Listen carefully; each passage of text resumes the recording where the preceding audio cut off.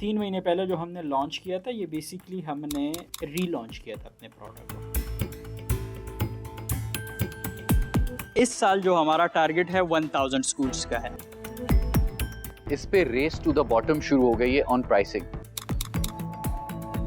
उन्होंने रिकमेंडेशन दी कि आपने इसको कम करना है। मैंने कहा कितना कम करें? उन्होंने कहा आप इसको 1 करोड़ करें। इंडिया में एडटेक स्टार्टअप बायजूस को आप देख लें, वो $21 बिलियन पे उसकी वैल्यूएशन चली गई थी। हमारी तरह का बिल्कुल स्टार्टअप है टीचमेंट, आप उसको देख ले $600 मिलियन पे उनकी वैल्यूएशन गई। आस्क लेके गए थे बेसिकली 10 करोड़ अगेंस्ट 5%। मैंने अपनी ज़िंदगी पूरी डेडिकेट की है। फिर मैं बूटस्ट्रैप कर रहा हूँ, ये भी नहीं है कि मैं लोगों से पैसे उठा के उसमें इन्वेस्ट करता हूँ, मैं खुद इन्वेस्टमेंट कर रहा हूँ। 36%, so 18.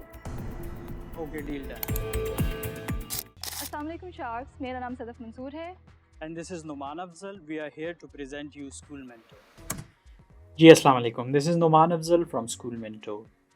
आज की हमारी इस वीडियो में हम रिव्यू करेंगे जो हमारा ऑन ईयर हुआ है पिच शार्क टैंक पाकिस्तान में। उसकी जो behind the scenes untold story है, हम आपको वो बताएंगे। फिर जो बहुत सारे क्वेश्चंस लोगों ने पूछे हैं कमेंट्स में तमाम सोशल मीडिया प्लेटफॉर्म्स पे, हम कोशिश करेंगे कि हम उसका भी आपको जवाब दें। जैसे आपने देखा होगा जो हमारी पिच है वो इंग्लिश में है, हम कोशिश करेंगे कि हम एक सिंपल उर्दू में उसको एक्सप्लेन करने की कि बेसिकली स्कूल मेंटोर क्या सर्विस ऑफ़र करता है, क्या प्रॉब्लम सॉल्व कर रहा है, क्या इम्पैक्ट क्रिएट कर रहा है, हमारा बिज़नेस मॉडल क्या है, बिज़नेस प्रोजेक्शंस क्या है। इन सब पे हम डिटेल बात करेंगे। हमारे साथ आपने इस वीडियो के एंड तक रहना है ताकि हम जो हमारे साइड की स्टोरी है आपको वो बता सके, प्लस जिन लोगों ने आगे शार्क टैंक पे इंशाल्लाह कहीं प्रेजेंट करना है तो उनको हम अपना एक्सपीरियंस शेयर करें रियल टाइम कि आपने किन किन चीज़ों का ख्याल रखना है, कौन कौन सी चीज़ें आपने करनी है, कौन कौन सी नहीं करनी, किस चीज़ का आपको ज़्यादा फ़ायदा होगा। Stay tuned with us. हम शुरुआत करते हैं। That story, we are not only co-founders but former colleagues who survived and worked in full franchise system. अब यहाँ पर हम बेसिकली ये बताना चाह रहे हैं अपना बैकग्राउंड कि हमने एजुकेशन सेक्टर में पिछले 10 साल से हम काम कर रहे हैं। इससे पहले एक फ्रेंचाइज स्कूल नेटवर्क के को-फाउंडर्स भी हम रहे हैं। हम अपना वो एक्सपीरियंस बता रहे हैं कि वहाँ पे हमने क्या कुछ असेस किया। स्कूल्स के साथ हम पिछले 10 साल से काम कर रहे हैं, उनके रियल वर्ल्ड प्रॉब्लम्स को समझते हैं और उसकी ज़ाहिर है हमने जो सोल्यूशन प्रपोज किया है उसका एक काइंड ऑफ बैकग्राउंड हम बता रहे हैं। Spend some time witnessing schools navigating through piles of missed lesson plans, Scattered notes, and enough paperwork to drown an elephant. और उसी जर्नी में जो फ्रेंचाइज स्कूल्स के साथ हमने तय की थी, हमारे जो मेंबर स्कूल्स थे उनके जो प्रॉब्लम्स थे जो फेस करते थे ऑन ग्राउंड रियल टाइम, उसका हम यहाँ पे जिक्र कर रहे हैं।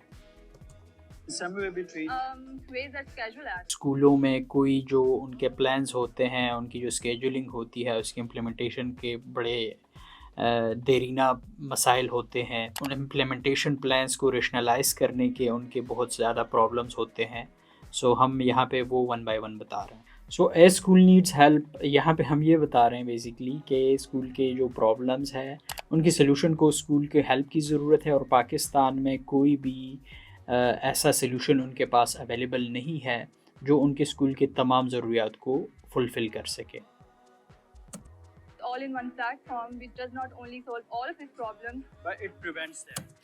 इसलिए हमने स्कूल मेंटोर के आइडिया पे काम किया और एक ऐसा प्रोडक्ट बनाया जो कि न सिर्फ स्कूल्स के तमाम प्रॉब्लम्स को रिज़ॉल्व करता है रियल टाइम में ऑन डेली बेसिस, बल्कि वो उनको बचाता भी है, उनकी आइडेंटिटी बचाता है, उनको वो जो सर्वाइवल में आजकल लग गए हैं क्योंकि मार्केट में कंपटीशन इतना हो गया है ब्रांडेड स्कूल्स के साथ, जो नेटवर्क के स्कूल्स हैं उनके साथ। हम न सिर्फ उनके मसाइल हल कर रहे हैं बल्कि हम उनको बचा भी रहे हैं। Imagine a world जहाँ पे एकेडमिक स्टैंडर्डाइज्ड हो, HR runs smoothly। अब यहाँ पर हम ये बता रहे हैं बेसिकली हमारा टारगेट ऑडियंस इसमें वो स्कूल्स है जो ये हमारे पिच को देख रहे हैं। बेसिकली हमारा ऑडियंस यहाँ पे टारगेट ऑडियंस वही स्कूल्स है कि आप इमेजिन करें कि आपको एक ऐसे दुनिया मिले आपके स्कूल में जिसमें आपके एकेडमिक्स के तमाम प्रॉब्लम्स का आपको सोल्यूशन मिल सके, आपके एचआर को मैनेज करने के लिए आपको एक स्टैंडर्डाइज्ड सोल्यूशन मिल सके। और आपकी marketing is not relying on your last years half tone banner. अब मार्केटिंग में आपको एक अच्छा आपको गाइड कर सके कोई एक हेड ऑफिस हो या जो प्रोफेशनल लोग हैं मार्केटिंग के, वो आपको उसमें गाइडेंस दे सके ताकि आपके एडमिशन ज़्यादा बढ़ सके, आपका जो बिज़नेस मॉडल है उसको आप इम्प्रूव कर सके, आपकी इनकम बढ़ा सकें। और इसी तरह से अकाउंट्स जो आपके हैं उसको आप अच्छे तरीके से मैनेज कर सके, आप अपने एक्सपेंडिचर्स को कंट्रोल कर सके, आप अपनी प्रॉफिटेबिलिटी को बढ़ा सकें।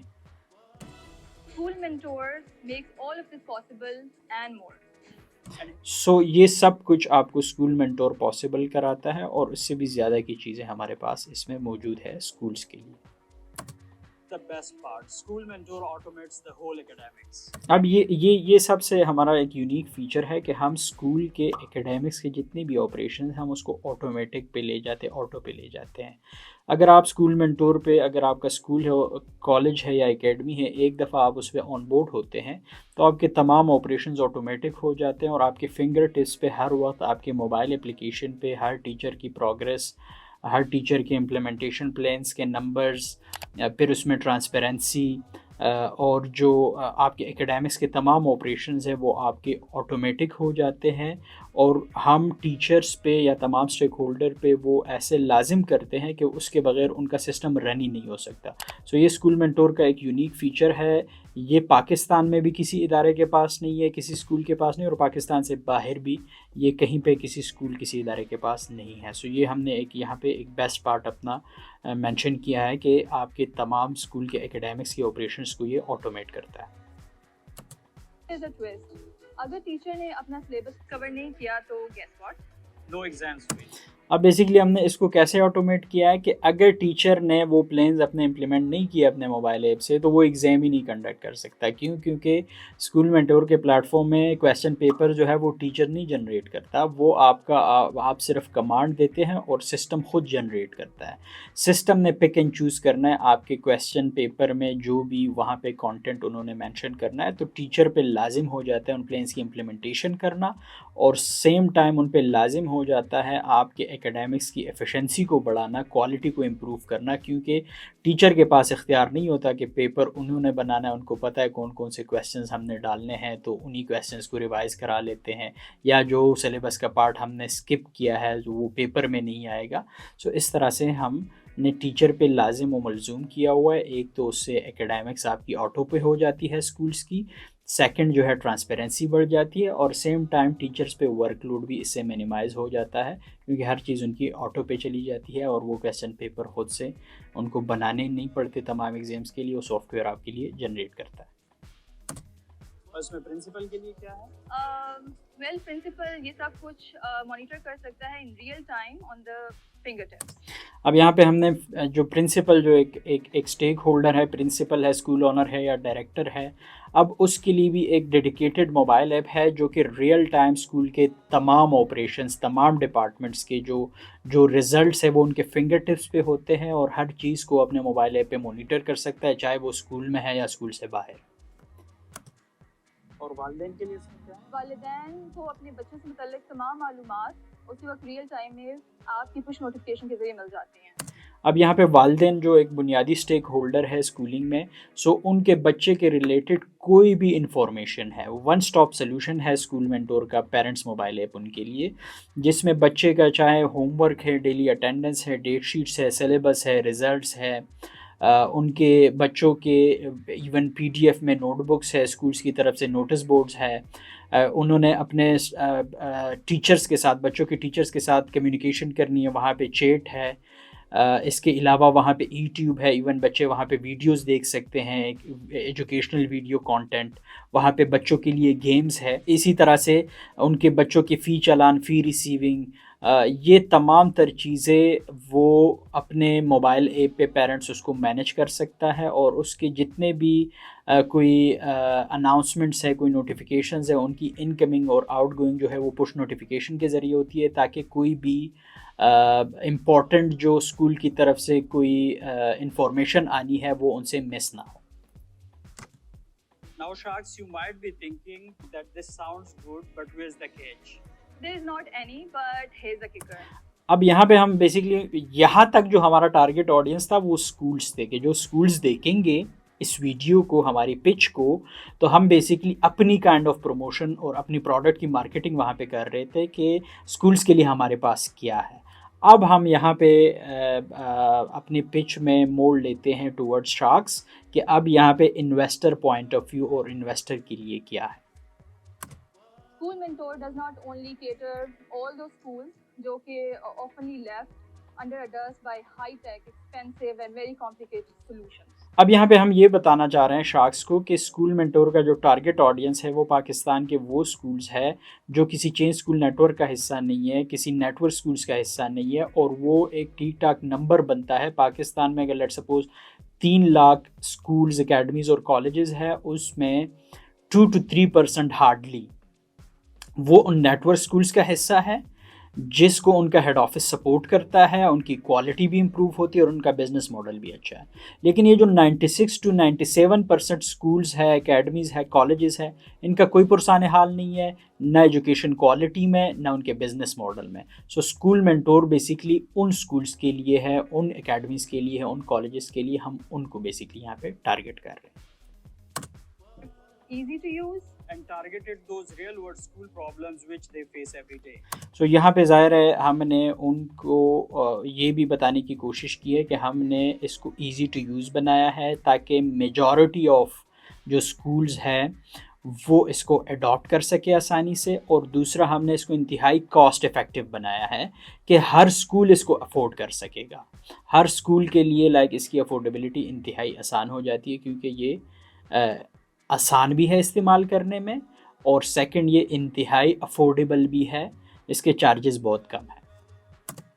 So yes, no more hefty franchise fees. बिल्कुल, हम उनको कंपैरिजन साथ साथ बता रहे हैं कि फ्रेंचाइज स्कूल में इसी तरह का जब आपको सोल्यूशन मिलता है किसी भी स्कूल को, तो वो 10 लाख, 15 लाख, 20 लाख लाइसेंस फ़ी देता है अप फ्रंट के, जी आप हमें अपने साथ इनरोल करें। सो हम वो उन स्कूल से नहीं चार्ज करते।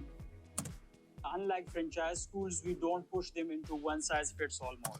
और सेम टाइम हम फ्रेंचाइज स्कूल्स की तरह ये नहीं करते कि उनको हर चीज़ में बाउंड करें कि आप अपनी शनाख्त ख़त्म करें, स्कूल का नाम चेंज करें, बिल्डिंग चेंज करें, आप फ़ी को 1 टाइम, 2 टाइम, 3 टाइम्स आप यकदम उससे बढ़ाएंगे, उसको आप अपना सिलेबस चेंज करेंगे, आप फिर हर चीज़ हमसे ख़रीदेंगे। तो हमारी ऐसी कोई उन पे कोई बाउंडिंग भी नहीं होती कि हमने उनको एक ही वो बनाया हुआ है, मोल्ड बनाया हुआ है, सांचा बनाया और उसी में हमने तमाम लोगों को एडजस्ट करना होता है। तो इस सच हमारा इसमें भी कोई चीज़ नहीं है। हम उनको एक फुल ऑटोनॉमी देते हैं, वो 100% कस्टमाइज सोल्यूशन के साथ अपनी नीड्स के मुताबिक इसको अडॉप्ट कर सकते हैं।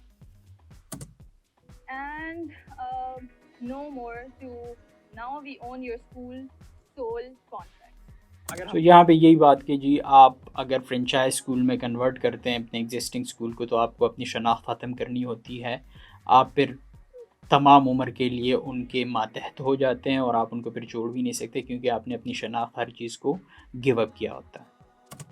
मार्केट प्लेस की बात करें तो पाकिस्तान में प्राइवेट इंडिविजुअल स्कूल्स की तादाद 2 लाख प्लस है, जो कि हमारा टारगेट ऑडियंस है।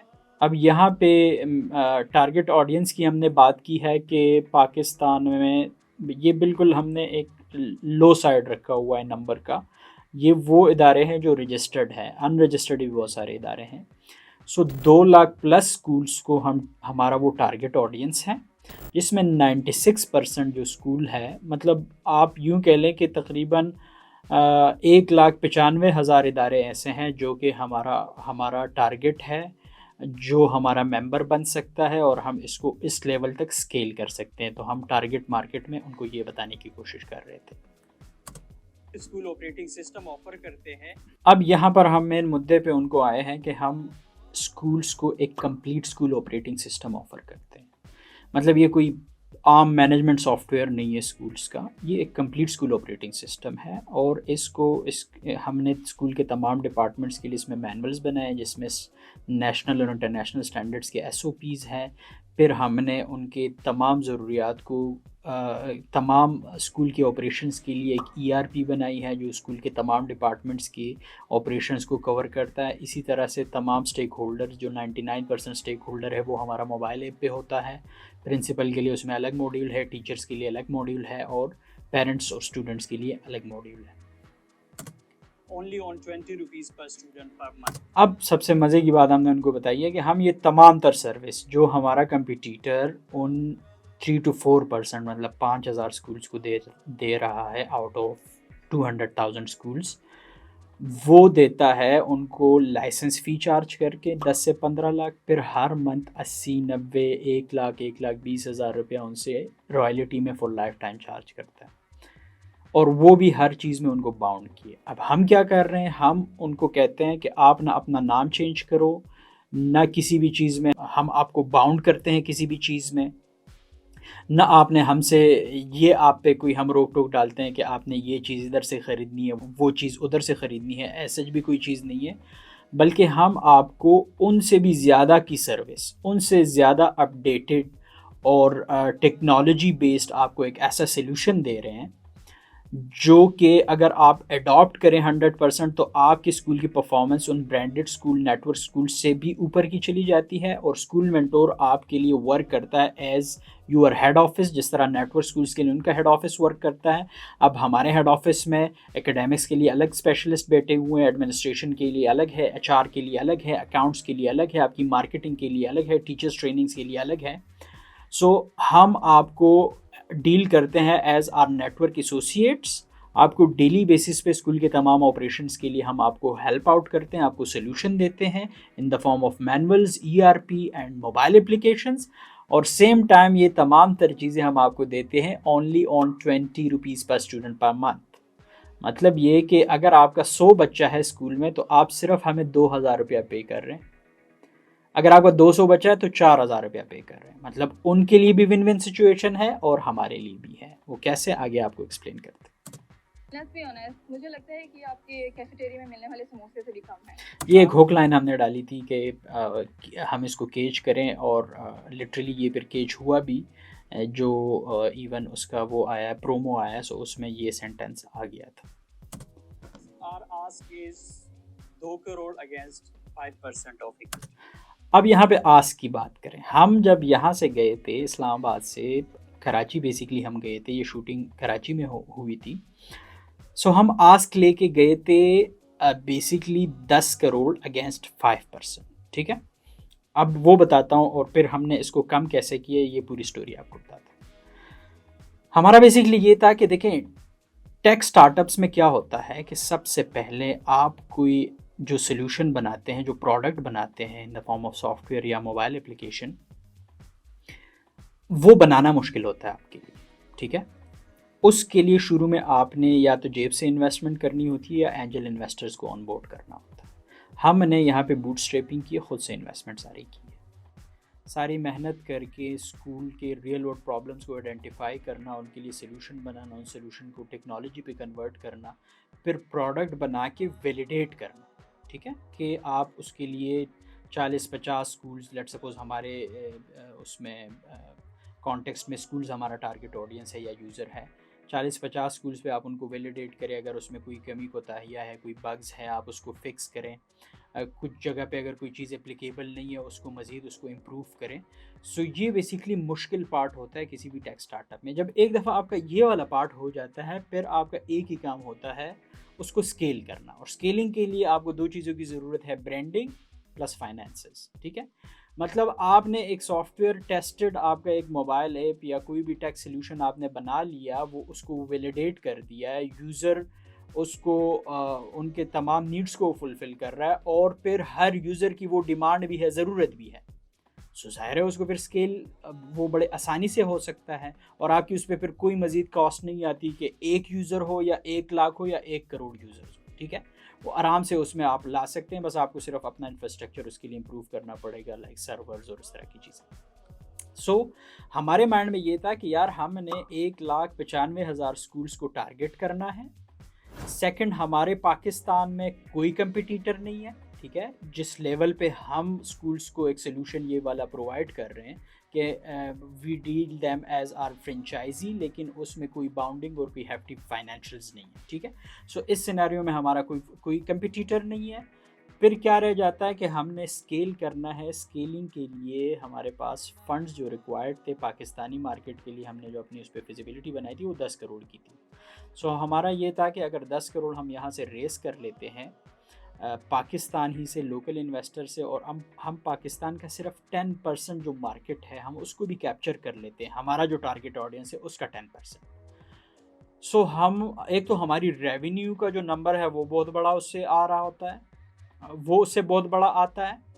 और सेकंड फिर हम इंशाल्लाह उसके ऊपर नेक्स्ट जो राउंड रेस करेंगे वो ठीक ठाक $1 मिलियन में रेस करें और हम उसको पाकिस्तान से बाहर इसको एक्सपेंड करें, क्योंकि हमने उसको ऐसा डिज़ाइन किया है कि पाकिस्तान के बाद हम मिडल ईस्ट, साउथ एशिया और इवन सेंट्रल एशिया, अफ्रीका, हम कहीं पे भी उसको एक्सपेंड कर सकते हैं। सो उस तक जब हम जाएंगे हम सेकंड राउंड रेस करेंगे और फिर मज़ीद हम 5% डाइल्यूट करेंगे अपनी इक्विटी, और वहाँ पे हमारी फिर आस्क जो होगी वो मिलियंस डॉलर्स में होंगी, और वहाँ से हम फिर अपने ऑपरेशंस को ठीक ठाक एक्सपेंड कर सकेंगे। और अगर लेट्स सपोज़ हमारी यहाँ पे इतनी प्रॉफिटेबिलिटी हो तो हम मज़ीद फिर डाइल्यूट ही नहीं करेंगे, उसी से आगे हम एक्सपेंशन करेंगे। इसमें ट्विस्ट आता है उस दिन जिस दिन हमने प्रेजेंट करना। अब मैं आपको यहाँ पे कुछ चीज़ें मेंशन कर दूँ। हम किसी इंक्यूबेशन सेंटर में नहीं गए थे इससे पहले, हमने कभी ज़िंदगी में किसी ऐसे प्लेटफॉर्म पे इन्वेस्टर्स के सामने इसको नहीं पिच किया था, ठीक हो गया। ये हमारी ज़िंदगी की पहली पिच थी, विदाउट मतलब किसी की गाइडेंस के बग़ैर हम जो जैसा था उस तरह से हमने जाके वहाँ पे प्रेजेंट करना था। सो रिकॉर्डिंग वाले दिन जब हम गए वहाँ पे स्टूडियो पे, सो रिकॉर्डिंग से पहले वहाँ पे उन लोगों ने वो कंटेस्टेंट को, जो उनके वो डायरेक्टर्स होते हैं, उनके सामने जाके आपने अपना पिच, उनको एक डेमो देना होता है कि जी हमने किस तरह से वहाँ पे शार्क्स के सामने प्रेजेंट करना है अपने आइडिया को, हमने पिच कैसे देना। सो उनके बेसिकली कंसर्न जो था कि आपने ना ज़्यादा लंबा नहीं इसको लेके जाना, ठीक है। आल्दो हम इस अपने पिच में एक काइंड ऑफ छोटा सा हमारा एक एक्ट भी था प्रिंसिपल और उसके स्टाफ का, अगर वो हम कर जाते तो मैक्सिमम लोगों को आइडिया समझ में आ जाता कि जी स्कूल मेंटोर क्या प्रॉब्लम, जो जनरल ऑडियंस है उनको समझ में आ जाता कि स्कूल मेंटोर क्या प्रॉब्लम सॉल्व करे। ऑलरेडी आल्दो स्कूल्स को, इन्वेस्टर्स को, उनको समझ आ गया होगा कि स्कूल मेंटोर का बिजनेस मॉडल क्या और क्या प्रॉब्लम सॉल्व कर रहे हैं, लेकिन जनरल ऑडियंस के लिए हमने वो एक्ट रखा था जो उन्होंने कहा कि ये बहुत लेंथी हो जाएगा, आप इसको एक्सक्लूड कर दें। खैर हमने वो किया एक्सक्लूड उनके कहने पे। फिर वहाँ पे प्रोडक्शन टीम का ही एक बंदा था, उन्होंने बोला कि जी आप आस्क क्या करेंगे, तो हमने अपनी आस्क बता दी। अब आस्क बताई तो उन्होंने कहा यार ये बहुत ज़्यादा है, आपको नहीं इस पर कोई फंड, कोई ऑफ़र नहीं देगा। मैंने कहा क्यों? कहता है यार वो ना आपकी वो नहीं है इतनी, क्या कहते हैं, इनकम इतनी नहीं है। मैंने कहा भाई ये तो टेक स्टार्टअप है, इसमें तो इनकम जैसे ही शुरू हो जाए ये तो फिर रुकने का नाम नहीं लेता होता। तो अगर लेट सपोज़ इनकम ही के बेस पे मैंने करना है वैल्यूएशन इनटू दिस, लाइक जो आपकी इनकम है जो एक फार्मूला सेटल्ड है, लेकिन मैं एक बिज़नेस पॉइंट ऑफ व्यू से, पाकिस्तान में जो लोग बिज़नेस करते हैं अपने स्टार्टअप के साथ साथ इसको सपोर्ट करने के लिए और भी बिज़नेसेस करते हैं, वहाँ पे तो ये फार्मूला मुझे समझ में आता है। लेकिन आई डोंट नो कि टेक स्टार्टअप में ये फार्मूला कैसे वर्क करता है कि जी आपकी रेवेन्यू होगी तो आपको उस हिसाब से अपने इन्वेस्टमेंट की आस्क करनी है।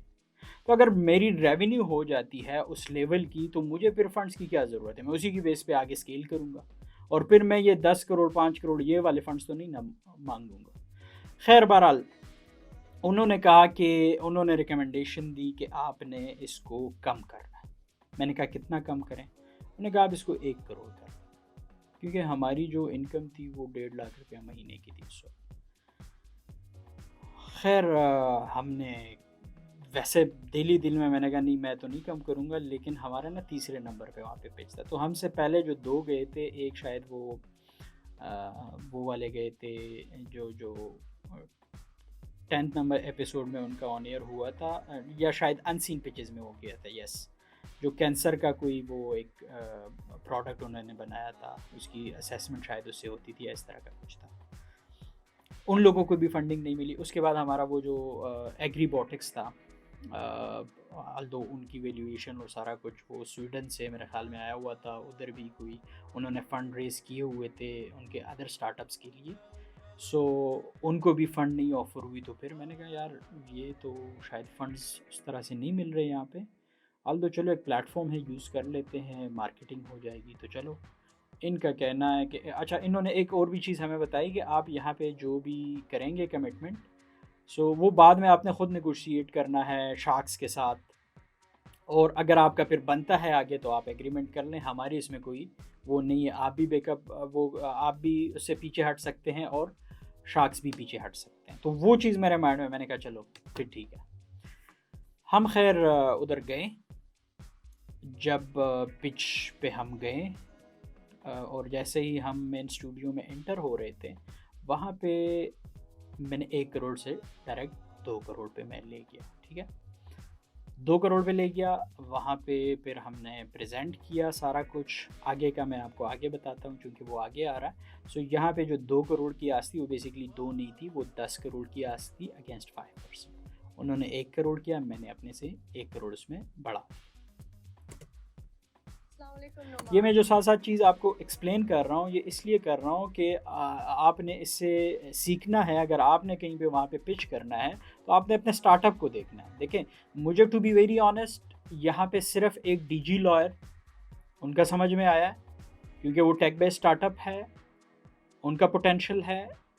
और मैं चलो अपनी तो नहीं बात करूँगा, लेकिन टेक बेस्ड स्टार्टअप्स की मुझे वैसे फैसिनेशन होती है, मुझे वो फैसिनेट करता है।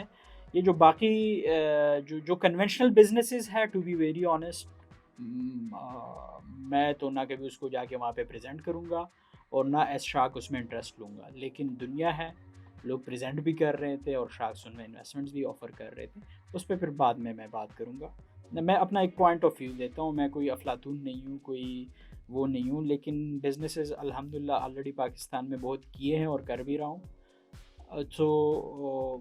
लेकिन मैं इसको जो टेक स्टार्टअप है उसको अलग से देखता हूँ और जो कन्वेंशनल बिजनेसेस है उसको अलग से देखता हूँ। तो यहाँ पे लोगों ने मिक्स कर दिए। यहाँ पे क्या, इवन शार्क टैंक इंडिया में भी इसी तरह से हो रहा है। लेकिन इंडिया हमारे कंपटीशन में जो उनके टेक स्टार्टअप्स है वो बहुत हाई वैल्यूएशन पे हैं, उन्होंने बहुत राउंड रेज किए हैं। इसी तरह से जो वर्ल्ड लेवल पे जो इस वक्त लीडर है, आप उनको देखेंगे तो वो टेक बेस्ड स्टार्टअप्स ही थे जो आज उस लेवल पे है। तो कन्वेंशनल बिजनेसेस है, ये एक हद तक जाती है, मतलब इससे ऊपर वो फिर जा ही नहीं ना सकते। तो वो तो ऑलरेडी लोग कर रहे हैं पाकिस्तान में और बहुत हद तक भी गए हैं। लेकिन हम पाकिस्तान जो है वो टेक स्टार्टअप इकोसिस्टम में बहुत पीछे है। मतलब कोई ऐसा वेल नोन आल्दो थे आके, वो कुछ बंद हो गए, कुछ अभी भी चल रहे हैं, जैसे एयरलिफ्ट था और इस तरह के स्टार्टअप्स यहाँ पे थे। और अभी माशाल्लाह से जो कुछ है, जैसे पाक व्हील्स है, ज़मीन.com है, माइको है पाकिस्तानी स्टार्टअप। सो वो स्टार्टअप्स मुझे फैसिनेट करते हैं और मुझे मज़ा आता है उनके फाउंडर्स को सुनने में, उनकी जर्नीज़ को, और ज़्यादातर ये रिलेटेबल होते हैं, तमाम फाउंडर्स के तकरीबन मिलते जुलते होते हैं। अच्छा, वैसे बेसिकली आफ्टर जो पिच थी उसमें नेगोशिएशन के बाद मैं अलीना को मैडम अलीना बुलाता हूँ, तो इस वीडियो में मैडम अलीना बुलाऊँगा, हिपोक्रेसी में बात चली जाएगी। क्योंकि इज़्ज़त तो ज़ाहिर है फिर देनी पड़ती है, इन लोगों का अपना एक मकाम है और ये बहुत कुछ कर गए हैं उस प्लेटफॉर्म पे जाने के लिए, एक बहुत बड़ी अचीवमेंट है। मैं दिल से इज़्ज़त करता हूँ वो सब की, जिन्होंने इवन क्रिटिसाइज़ किया उस पर भी आगे बात करते हैं। लेकिन मैं मलीना ने यहाँ पे नाम जो है सदफ़ का, जो मेरी कलीग को फाउंडर है, उनका सदफ़ मंसूर नाम इन्होंने सबा मेंशन किया। खैर, अच्छा, सबसे पहले तो मैं आपका इकोसिस्टम समझना चाहूँगी, आपका टेक इकोसिस्टम। अच्छा, एक चीज़ मैं और बताना यहाँ पे चाहूँगा कि पिच के दरमियान हम अपनी फ़्लो में बोल रहे थे, पिच रटा हुआ था, मतलब वो क्योंकि आप वहाँ पे फिलबदी बोलेंगे वो लंबा हो जाता है, आपके पास टाइम कम होता है। पिच के दरमियान हमें राबील सर ने जो है ना वहाँ पे कहा, यार भाई आप ना सारा इंग्लिश में ना बोलो, आप उर्दू में बोलो। अब वहाँ पे फॉर द फर्स्ट टाइम जाना और वहाँ पे कैमराज और वो सारा, वो जब आप सेटअप देखते हो, सामने शार्क्स बैठे हुए हो, तो अजीब सी कैफियत होती है, अजीब सी नर्वसनेस होती है। सो उसमें जब उन्होंने कहा आप उर्दू में बोले, मैंने कहा भाई मैं तो अब नहीं इसमें एकदम से स्विच कर सकता। आल्दो सदफ़ ने कोशिश की, ज़हनी तौर पे मैं हिल गया, आल्दो फिर थोड़ी बहुत कोशिश की, लेकिन आपने कोशिश ये करनी है कि आपने इंग्लिश में नहीं पिच देनी पाकिस्तानी शार्क टैंक पाकिस्तान में, आपने कोशिश करनी है उर्दू में पिच देनी। कुछ और है टेक इकोसिस्टम में? बेसिकली हमारा स्कूल यहाँ पे वो पूछती हैं अपनी जो उनको समझ आई है, तो मेरे ख़्याल में 80% उनको सही समझ आया, लेकिन यहाँ पे मैंने उनको फिर एक्सप्लेन करने की कोशिश की है, क्योंकि अक्सर लोग हमें वो मिक्स कर लेते हैं आम स्कूल मैनेजमेंट सॉफ्टवेयर कंपनीज़ के साथ। सो हम वो आम नहीं है। मैंने यहाँ पे बहरहाल कोशिश की तमाम शाख्स को समझाने की, ऑडियंस को समझाने की, बेक ऑफ माई माइंड जो चल रहा था, कि मैं उनको ये डिफ्रेंसिएशन बता सकूँ कि हम डिफरेंट हैं फ्रॉम अदर्स। सिस्टम है जिसमें हम academics, HR, accounts, administration, marketing. अब यहाँ पे स्कूल के तमाम डिपार्टमेंट्स हमने मेंशन किए कि हम एक कंप्लीट स्कूल ऑपरेटिंग सिस्टम उनको देते हैं इन तमाम डिपार्टमेंट्स में। आईटी इन तमाम डिपार्टमेंट्स में, जिस तरह फ्रेंचाइज स्कूल्स अपनी फ्रेंचाइजी को सपोर्ट देता है। देखा, फ्रेंचाइज स्कूल अपनी फ्रेंचाइजी को सपोर्ट जैसे देता है, हम उसी तरह से अपने मेंबर स्कूल्स को सपोर्ट देते हैं। So that's why we are different from other school simple school management softwares, जो कि सिर्फ स्कूल के स्टेटिस्टिकल डेटा, नंबर्स को, अटेंडेंस और इस तरह के मतलब बिल्कुल बेसिक चीज़ों को कवर करते हैं। हम उस तरह का solution in the form of manuals, जिसमें सेट ऑफ एसओपीज होते हैं, प्लस हम मैनुअल्स देते हैं तमाम डिपार्टमेंट्स के लिए, उसमें नेशनल इंटरनेशनल स्टैंडर्ड्स के वहाँ पे एसओपीज़ होते हैं, जिससे स्कूल्स उसको रीड आउट करके फिर उसे गाइडेंस लेके उसको इम्प्लीमेंट करते हैं अपने स्कूल। उसमें कंटेंट के लिए लेसन प्लान्स, वर्कशीट्स और इस तरह की चीज़ें भी, और फिर एक पूरा प्लेटफॉर्म एज अ टूल हम उनको ईआरपी में, जो स्कूल एडमिन के लिए होता है, जितने भी मतलब हम सोल्यूशन देते हैं वो बेसिकली हम ईआरपी को हमने टूल बनाया हुआ है उसका, और अगेन वो 3 मोबाइल एप्लीकेशन टेक्नोलॉजी का इस्तेमाल करते हुए हम उनको ये सब कुछ ऑफ़र करते हैं, ताकि हमारा भी कम से कम ख़र्चा है और उन लोगों से भी जब हम फिर चार्ज करें इन रिटर्न तो उनको भी अफोर्डेबिलिटी का मसला ना हो। प्रिंसिपल के लिए उनका मोबाइल ऐप है, टीचर्स के लिए उनका मोबाइल ऐप तो है, और कोई रेवेन्यू है आज, कोई क्लाइंट्स है जो अब यहाँ पे डायरेक्ट ये ऐसे नहीं आया था कि डायरेक्ट रेवेन्यू पे आया ना, इसके और भी बीच में सवाल जवाब हुए बहरहाल जो उन्होंने काट लिए। मैं यहाँ पे कोशिश कर रहा हूँ आपको एक्सप्लेन करने की, लेकिन बहरहाल वैसे एक बात है, कोई भी मतलब अगर शार्क टैंक पे जाता है 2 करोड़ की आस्क लेके एक टेक स्टार्टअप, सो 2 करोड़ वैसे तो बहुत बड़ी अमाउंट है, लेकिन स्टार्टअप्स की दुनिया में, फंडिंग की दुनिया में ये कुछ भी कोई अमाउंट नहीं है, ठीक है। और मैं वहाँ पे थोड़ा सा मुझे शौक लगा कि यार आप मतलब इन डिटेल, इन डेप्थ पूछो कि भाई आप प्रॉब्लम क्या सॉल्व कर रहे हो, आप इम्पैक्ट क्या क्रिएट कर रहे हो, आप इसको स्केल कैसे कर रहे हो, आप मेरे ख़्याल में फाउंडर्स का बैकग्राउंड पूछ लो कि यार ये फाउंडर है, इसमें कितना स्पार्क है, ये क्या कुछ कर सकता है। डायरेक्ट वैल्यूएशन पे जाना, सो उस चीज़ को थोड़ा सा मैं ऑफेंड भी हुआ, लेकिन बहरहाल ज़ाहिर है उनका सवाल था तो जवाब तो देना था। मैंने जवाब देने की कोशिश की, लेकिन मैं साथ उनको अपना उस जवाब में पॉइंट ऑफ व्यू भी समझाना चाह रहा था। मैम रोमाना और उस्मान साहब, इनके ज़्यादातर क्वेश्चंस वही रेवेन्यू क्या है, नंबर्स क्या है, ये क्या है, ये क्या है। तो उसका मैंने किसी तरीके से कोशिश की उनको जवाब देने की, लेकिन ये दोनों शाख्स जो थे ये ख़ास मुझसे नाराज़ थे, और उधर मुझे उन्होंने कहा भी कि यार हम आपको एक सवाल करते हैं, आप जवाब दूसरा देते हैं। तो मैं बेसिकली आई वॉज ट्राइंग कि मैं उनको ना थोड़ा सा बता सकूं कि भाई आप डायरेक्ट रेवेन्यू पे जाने से पहले आप पहले हम कर क्या रहे हैं, आप उसके बारे में मुझसे सवाल पूछो। जो अदर 3 शाख्स थे, स्पेशली रबील वड़ाइच, जुनेद इकबाल और अलीना, ये 3 लोग जो है ये ख़ास तौर पे प्रोडक्ट के बारे में पूछना और इनका जो वो इकोसिस्टम समझना चाहते थे, इनके सवाल रेलेवेंट होते थे तो उनको उस तरह से रेलेवेंट जवाब मिलते थे। जो रेवेन्यू और नंबर्स वाले सवाल थे मैं उसको अवॉइड कर रहा था, आल्दो मैं जवाब दे रहा था लेकिन मैं घुमा फिरा के जवाब दे रहा था। सो इसलिए भी इन लोगों का वो था कि यार हम आपसे एक सवाल करते हैं और आप जवाब दूसरा देते हैं, लेकिन बैक ऑफ माई माइंड ये चीज़ चल रही थी। अच्छा, वैसे बाय द वे वहाँ पे पिच में जाने से पहले जो मेरे माइंड में था कि उधर फैसल आफ्ताब होगा, उनका चूँकि वो वीसी फर्म है और वो टेक स्टार्टअप्स में इन्वेस्ट करते हैं, रबील वड़ाइच एंड अलीना नदीम को इसलिए कि उनका अपना यूफाई जो फिनटेक है और एजुकेशन सेक्टर में काम कर रहे हैं पाकिस्तान में, एक कामयाब माशाल्लाह से स्टार्टअप है, उन्होंने इतना फ़ंड रेज़ किया है। सो मेरे माइंड में वो थे कि अगर मुझे ऑफ़र आती है लेट्स सपोज़ रबील से, फैसल आफ्ताब से, आल्दो मैं ना उनको कभी मिला हूँ लेकिन बस उनको देखा है, सुना है, और उनकी ज़ाहिर है वो इन्वेस्टमेंट और वो जो समझ है वो टेक स्टार्टअप्स के लिए है। तो उन दो को और अलीना नदीम को इसलिए क्योंकि वो ऑलरेडी ख़ुद भी फाउंडर है और यहाँ पे एजुकेशन सेक्टर में वो काम कर रही है, सो हमारी विजन की अलाइनमेंट हो सकती है और हम इसको नेक्स्ट लेवल तक लेके जा सकते हैं। सो ये तीन जो थे ये मेरे माइंड में थे, लेकिन अनफॉर्चुनेटली फैसल आफ्ताब उस दिन थे नहीं।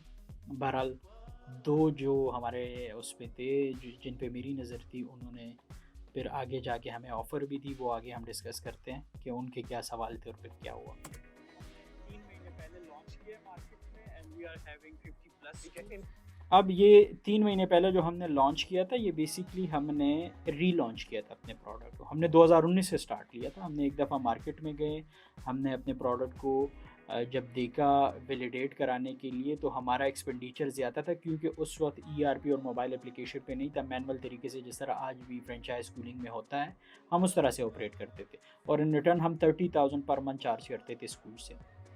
सो उसमें स्कूल के लिए भी मुश्किल था, आल्दो हमारे साथ उस वक्त भी मोर देन 100 स्कूल्स ने साइन अप कर लिया था। प्लस हमारे लिए भी उनको मैनेज करना मुश्किल था क्योंकि हमारे उसमें एक्सपेंडिचर्स बहुत आते थे। सो हमने अपने प्रोडक्ट को रिवैम्प किया। रिवैम्प करने के बाद शार्क टैंक में जाने से तकरीबन 3 महीने पहले हमने बिल्कुल कंट्रोल जो फ्रेंड्स एंड फैमिली या जो अपने PR के स्कूल्स थे उनको अप्रोच किया, उन्होंने वहाँ पे इम्प्लीमेंट किया और जो इनिशियल बग्स प्रोडक्ट्स में होती हैं वैलिडेशंस हमने वो उसमें से कराई।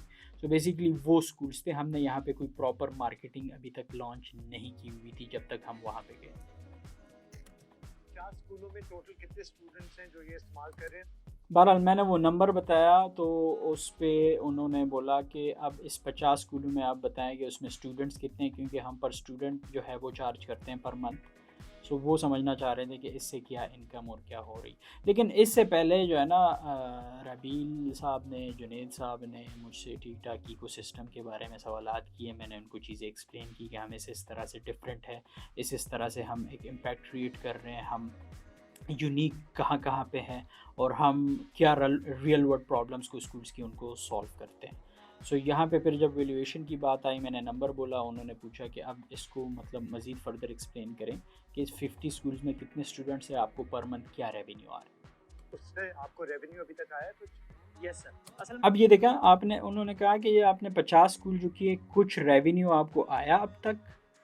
इस सवाल का जवाब अब देखें, इस सवाल ही में इसका जवाब है कि ही नोज़ कि टेक स्टार्टअप्स कैसे काम करते हैं। आपने प्रोडक्ट बनाया, इतना आसान नहीं होता कि आपने जैसे बनाया, कोई फिज़िकल प्रोडक्ट तो होता नहीं है, ठीक है। सो आपने प्रोडक्ट बनाया, ये इतना आसान नहीं है कि बस डायरेक्ट लोग आए और लोगों को आपने जो है ना बस देना शुरू किया और उन्होंने पेमेंट्स देनी शुरू की। बड़ा मुश्किल काम है। आपने उसको इनिशियल जो आपके यूज़र्स हैं उनको तलाश करना, उनको कन्विंस करना, अपने प्लेटफॉर्म पे लाना, फिर आपने अपने प्लेटफॉर्म को, अपने प्रोडक्ट को वैलिडेट करना, फिर उसके बाद इवन जब वैलिडेशन भी हो जाती है आपको ठीक ठाक ज़ोर चाहिए होता है इंटरवीन करना। ऑलरेडी उनका जो एक एस्टेब्लिश निज़ाम चल रहा है उनको समझाना कि भाई आप इस प्लेटफॉर्म पे आओगे तो आपके ये मसाइल हल होंगे। कन्विंसिंग के बाद लोग ऑन बोर्ड होते हैं और बड़े मतलब आपको टर्म्स, अपने जो टर्म्स हैं उनको ज़्यादा आप टाइट नहीं रख सकते। आप क्लाइंट टू क्लाइंट उनके साथ जा रहे होते हैं, आपने हर लिहाज से कोशिश करनी होती है उनको राज़ी करें, तो फिर आप चीज़ों को टाइटन कर सकते हैं। यहाँ पे आपको बहुत सारी चीज़ें लूज़ लेके चलनी होती है। तो उनका जो सवाल आया कि चले 50 तो आपने बोल दिए, आया वो पे भी कर रहे हैं या आप वो बिल्कुल इनिशियल स्टेजेस पे है और आपने उनको फॉर फ्री ऑफ़र किया है कि प्रोडक्ट यूज़ करो ताकि हम इसको वैलिडेट करें। वैलिडेशन का मतलब यहाँ पे मैं आपको समझा दूँ, इसका ये है कि आया वो सही से वहाँ पे काम कर भी रहा है कि नहीं, उनके प्रॉब्लम्स को सॉल्व कर रहा है कि नहीं, उसमें कोई बग्स तो नहीं है, कोई मसले मसाइल तो नहीं है, तो इसको वैलिडेशन कहते हैं। इसमें ऐसे है कि जब हम उनको ऑन बोर्ड लेते हैं सो फिर उनकी ट्रांजिशन के लिए हमने 5 लेवल्स बनाए। कौन से वन बाय वन हम उनको pay करें? अच्छा, यहाँ पे फिर मैंने ये एक्सप्लेन किया कि चूंकि 3 महीने पहले हमने लॉन्च किया है, तो ऐसे नहीं होता कि जैसे स्कूल ने साइन अप किया और नेक्स्ट डे से उनके तमाम मसाइल भी हल हो गए और उन्होंने पेमेंट भी हमें शुरू कर दी। बेसिकली आपने देखा होगा स्कूल में, कुछ स्कूलों में 1000 बच्चे भी होते हैं, 800 होते हैं, 500 होते हैं, 300 होते हैं, तो वो राइट फ्रॉम डे वन तो आपके साथ जो है ऑनबोर्ड नहीं हो सकता ना। आपने सबसे पहले उनको ऑनबोर्ड करना होता है। वो सबसे पहले आता है हमारी प्लेटफॉर्म पे, अपने स्कूल का एक वर्चुअल स्ट्रक्चर खुद बनाता है कि कौन कौन सी क्लासेस है, कौन कौन सा सेक्शन है, किस तरह के सब्जेक्ट्स है, कौन कौन से डिपार्टमेंट्स है। फिर अपने स्टाफ को ऐड करते हैं, फिर स्टूडेंट्स को ऐड करते हैं, टाइम टेबल्स वगैरह सेटअप करते हैं। फिर हम उनको ERP में लेके जाते हैं, एक एक मॉड्यूल पे उनको ट्रेनिंग्स देते हैं। फिर उनको प्रिंसिपल मोबाइल ऐप डाउनलोड कराते हैं, उनको उनके फीचर्स की ट्रेनिंग देते हैं। फिर स्टाफ के मोबाइल ऐप डाउनलोड्स करवाते हैं, उनको उस पर ट्रेनिंग देते हैं। फिर हम उनको ट्रेनिंग देते हैं कि आपने पेरेंट्स से कैसे मोबाइल ऐप डाउनलोड कराना है, उन्होंने लॉगिन कैसे करना है, और उन्होंने मोबाइल ऐप यूज़ कैसे करना है। तो इसको बेसिकली हमने लेवल्स पे किया हुआ है कि जैसे वो आया, उन्होंने साइन अप किया कि वो अपना पूरा सेटअप बनाएगा शुरू में इनिशियल अपने स्कूल का। सेकंड लेवल में उनको ERP की ट्रेनिंग्स मिलती है, थर्ड में प्रिंसिपल मोबाइल ऐप, फोर्थ में टीचर्स मोबाइल ऐप, और फिफ्थ में जो लास्ट स्टेज है वो पेरेंट्स मोबाइल ऐप। जब वहाँ तक हम उनको ले जाते हैं, उसके बाद वो फिर हमें पर मंथ पेमेंट करना शुरू कर देते हैं। सो मैं बेसिकली उनको वो भी समझाना चाह रहा था। वो जो मैं आपको कह रहा था ना कि सवाल आता था, तो मैं उसको गनीमत जान के जितना भी हमारा प्लेटफॉर्म था उसको एक्सप्लेन करने की कोशिश करता था। सो उससे समझने वाले तो समझ जाते थे, लेकिन वो जो है ना, ये गिला आया वहाँ पे प्लेटफॉर्म पे कि आपसे सवाल एक किया जाता है, आप जवाब दूसरा देते हैं। सो मेरा बैक ऑफ माई माइंड ये चीज़ चल रही थी। तो पिछले 3 महीने से अभी तकरीबन 20+ टोटली ऑन बोर्ड हुए हैं, जिसमें पेरेंट्स जो मतलब 3 महीनों में 50 ने साइन अप किया, 50 में से 20 स्कूल जो है वो फाइनल स्टेज तक गए। 20 में से कितने आपको पे कर रहे हैं अभी, और वो कितने स्टूडेंट्स के स्प्रेड अक्रॉस? तकरीबन हमारी पर मंथ इस वक्त जो इनकम है डायरेक्ट जो हम 20 रुपीज़ से करते हैं, दैट इज़ 1.5 लाख। 1.5 लाख मैंने क्यूमुलेटिव इनकम बताई कि इस वक्त हमें डायरेक्ट इनकम, मतलब जो हम 20 रुपीज़ पर स्टूडेंट पर मंथ चार्ज कर रहे हैं। अब यहाँ पे हमारे रेवेन्यू के स्ट्रीम्स और भी है, जो यहाँ पे मैंने एक मेंशन की है, और कुछ फ्यूचरिस्टिक है जो मैंने वहाँ पे मेंशन की थी, लेकिन उन्होंने वहाँ पे एडिटिंग में ज़ाहिर है वो काट ली थी। लेकिन बहरहाल जो डायरेक्ट इनकम है वो तकरीबन उस वक्त 1.5 लाख रुपया थी ऑन एवरेज। डायरेक्टली आपका वैल्यूएशन पे पहुंच जाती हूँ, क्योंकि आपका वैल्यूएशन जो आपने रखा है आस्किंग फॉर 2 करोड़ फॉर 5%, आप कहाँ से ये वैल्यूएशन? अब यहाँ पे ये कहाँ से ये वैल्यूएशन, अब यहाँ पे आप यकीन जाने उधर मुझे तकलीफ़ भी बहुत हुई थी, और अभी भी इवन हो रही है ना, कि एक फाउंडर को अब क्या समझते हैं। मतलब अब देखें, मैं हूँ, मैंने अपनी ज़िंदगी पूरी डेडिकेट की है, फिर मैं बूटस्ट्रैप कर रहा हूँ। ये भी नहीं है कि मैं लोगों से पैसे उठा के उसमें इन्वेस्ट करता हूँ, मैं ख़ुद इन्वेस्टमेंट कर रहा हूँ। हमारे बाकी जो को फाउंडर्स है वो ख़ुद इन्वेस्टमेंट कर रहे हैं, ठीक है। हमने अगर अपनी ज़िंदगी के तकरीबन इसको 6-7 साल दे दिए, और आगे भी इंशाल्लाह इसको दें, और इसको इंशाल्लाह कामयाब स्टार्टअप हम बना के छोड़ेंगे। सो हम इन्वेस्टमेंट भी जेब से कर रहे हैं, हम अपनी ज़िंदगी का एक ठीक ठाक टाइम, इसको डेली का 10 से 12 घंटे का टाइम देता है हमारा हर एक को फाउंडर। हमारी पूरी टीम डेडिकेटेडली वहाँ पे लगी हुई है, और हमारे इससे जो एक्सपेक्टेशंस है वो ये करोड़, 2 करोड़, 3 करोड़ ये तो नहीं है। हमने तो इसको एक अलग लेवल पे लेके जाना है। और आपको मैं एक चीज़ यकीन से बताता हूँ, मेरा फाइनेंशियल इससे कोई भी मतलब वो किक मुझे नहीं आती, वो तो इंशाल्लाह होगा ही होगा। मुझे ये किक आती है कि पाकिस्तान का ऐसा एक स्टार्टअप आए जो सिर्फ पाकिस्तान के एजुकेशन सेक्टर को अपलिफ्ट करने, वो भी अपलिफ्ट करें पाकिस्तान के एजुकेशन सेक्टर को, पाकिस्तान से बाहर जाके वो पाकिस्तान का नाम बनाए कि यार ये जो एडटेक स्टार्टअप है, एड इंफ्राटेक स्टार्टअप है, ये पाकिस्तान का है। इन्होंने इतना इम्पैक्ट क्रिएट किया है, इस तरह से एजुकेशन सेक्टर को अपलिफ्ट किया है, इनके ये फीचर्स है। और फिर उसके साथ साथ जब वैल्यूएशन की बात आती है, आप देख लें इंडिया में एडटेक स्टार्टअप बायजूस को आप देख लें, वो $21 बिलियन पे उसकी वैल्यूएशन चली गई थी। हमारी तरह का बिल्कुल स्टार्टअप है टीचमेंट, आप उसको देख लें, $600 मिलियन पे उनकी वैल्यूएशन गई है। सबसे मुश्किल जो काम होता है वो प्री सीड लेवल का होता है, कि आपने प्रोडक्ट बनानी, उसको वैलिडेट करना, उस तक की जो इन्वेस्टमेंट है वो मुश्किल होता है, क्योंकि उसमें हाई रिस्क होता है। जब एक दफ़ा आपका प्रोडक्ट बन गया, टेक का प्रोडक्ट, आप उस लेवल तक लेके चले गए, अब आपने सिर्फ स्केल करना है चीज़ों को। सो सीड लेवल पे तो $1 मिलियन में भाई फंडिंग होती है, और सीड लेवल क्या होता है, वहाँ पे कोई रेवेन्यू होती है? रेवेन्यू तो मेरे ख्याल में नहीं होती।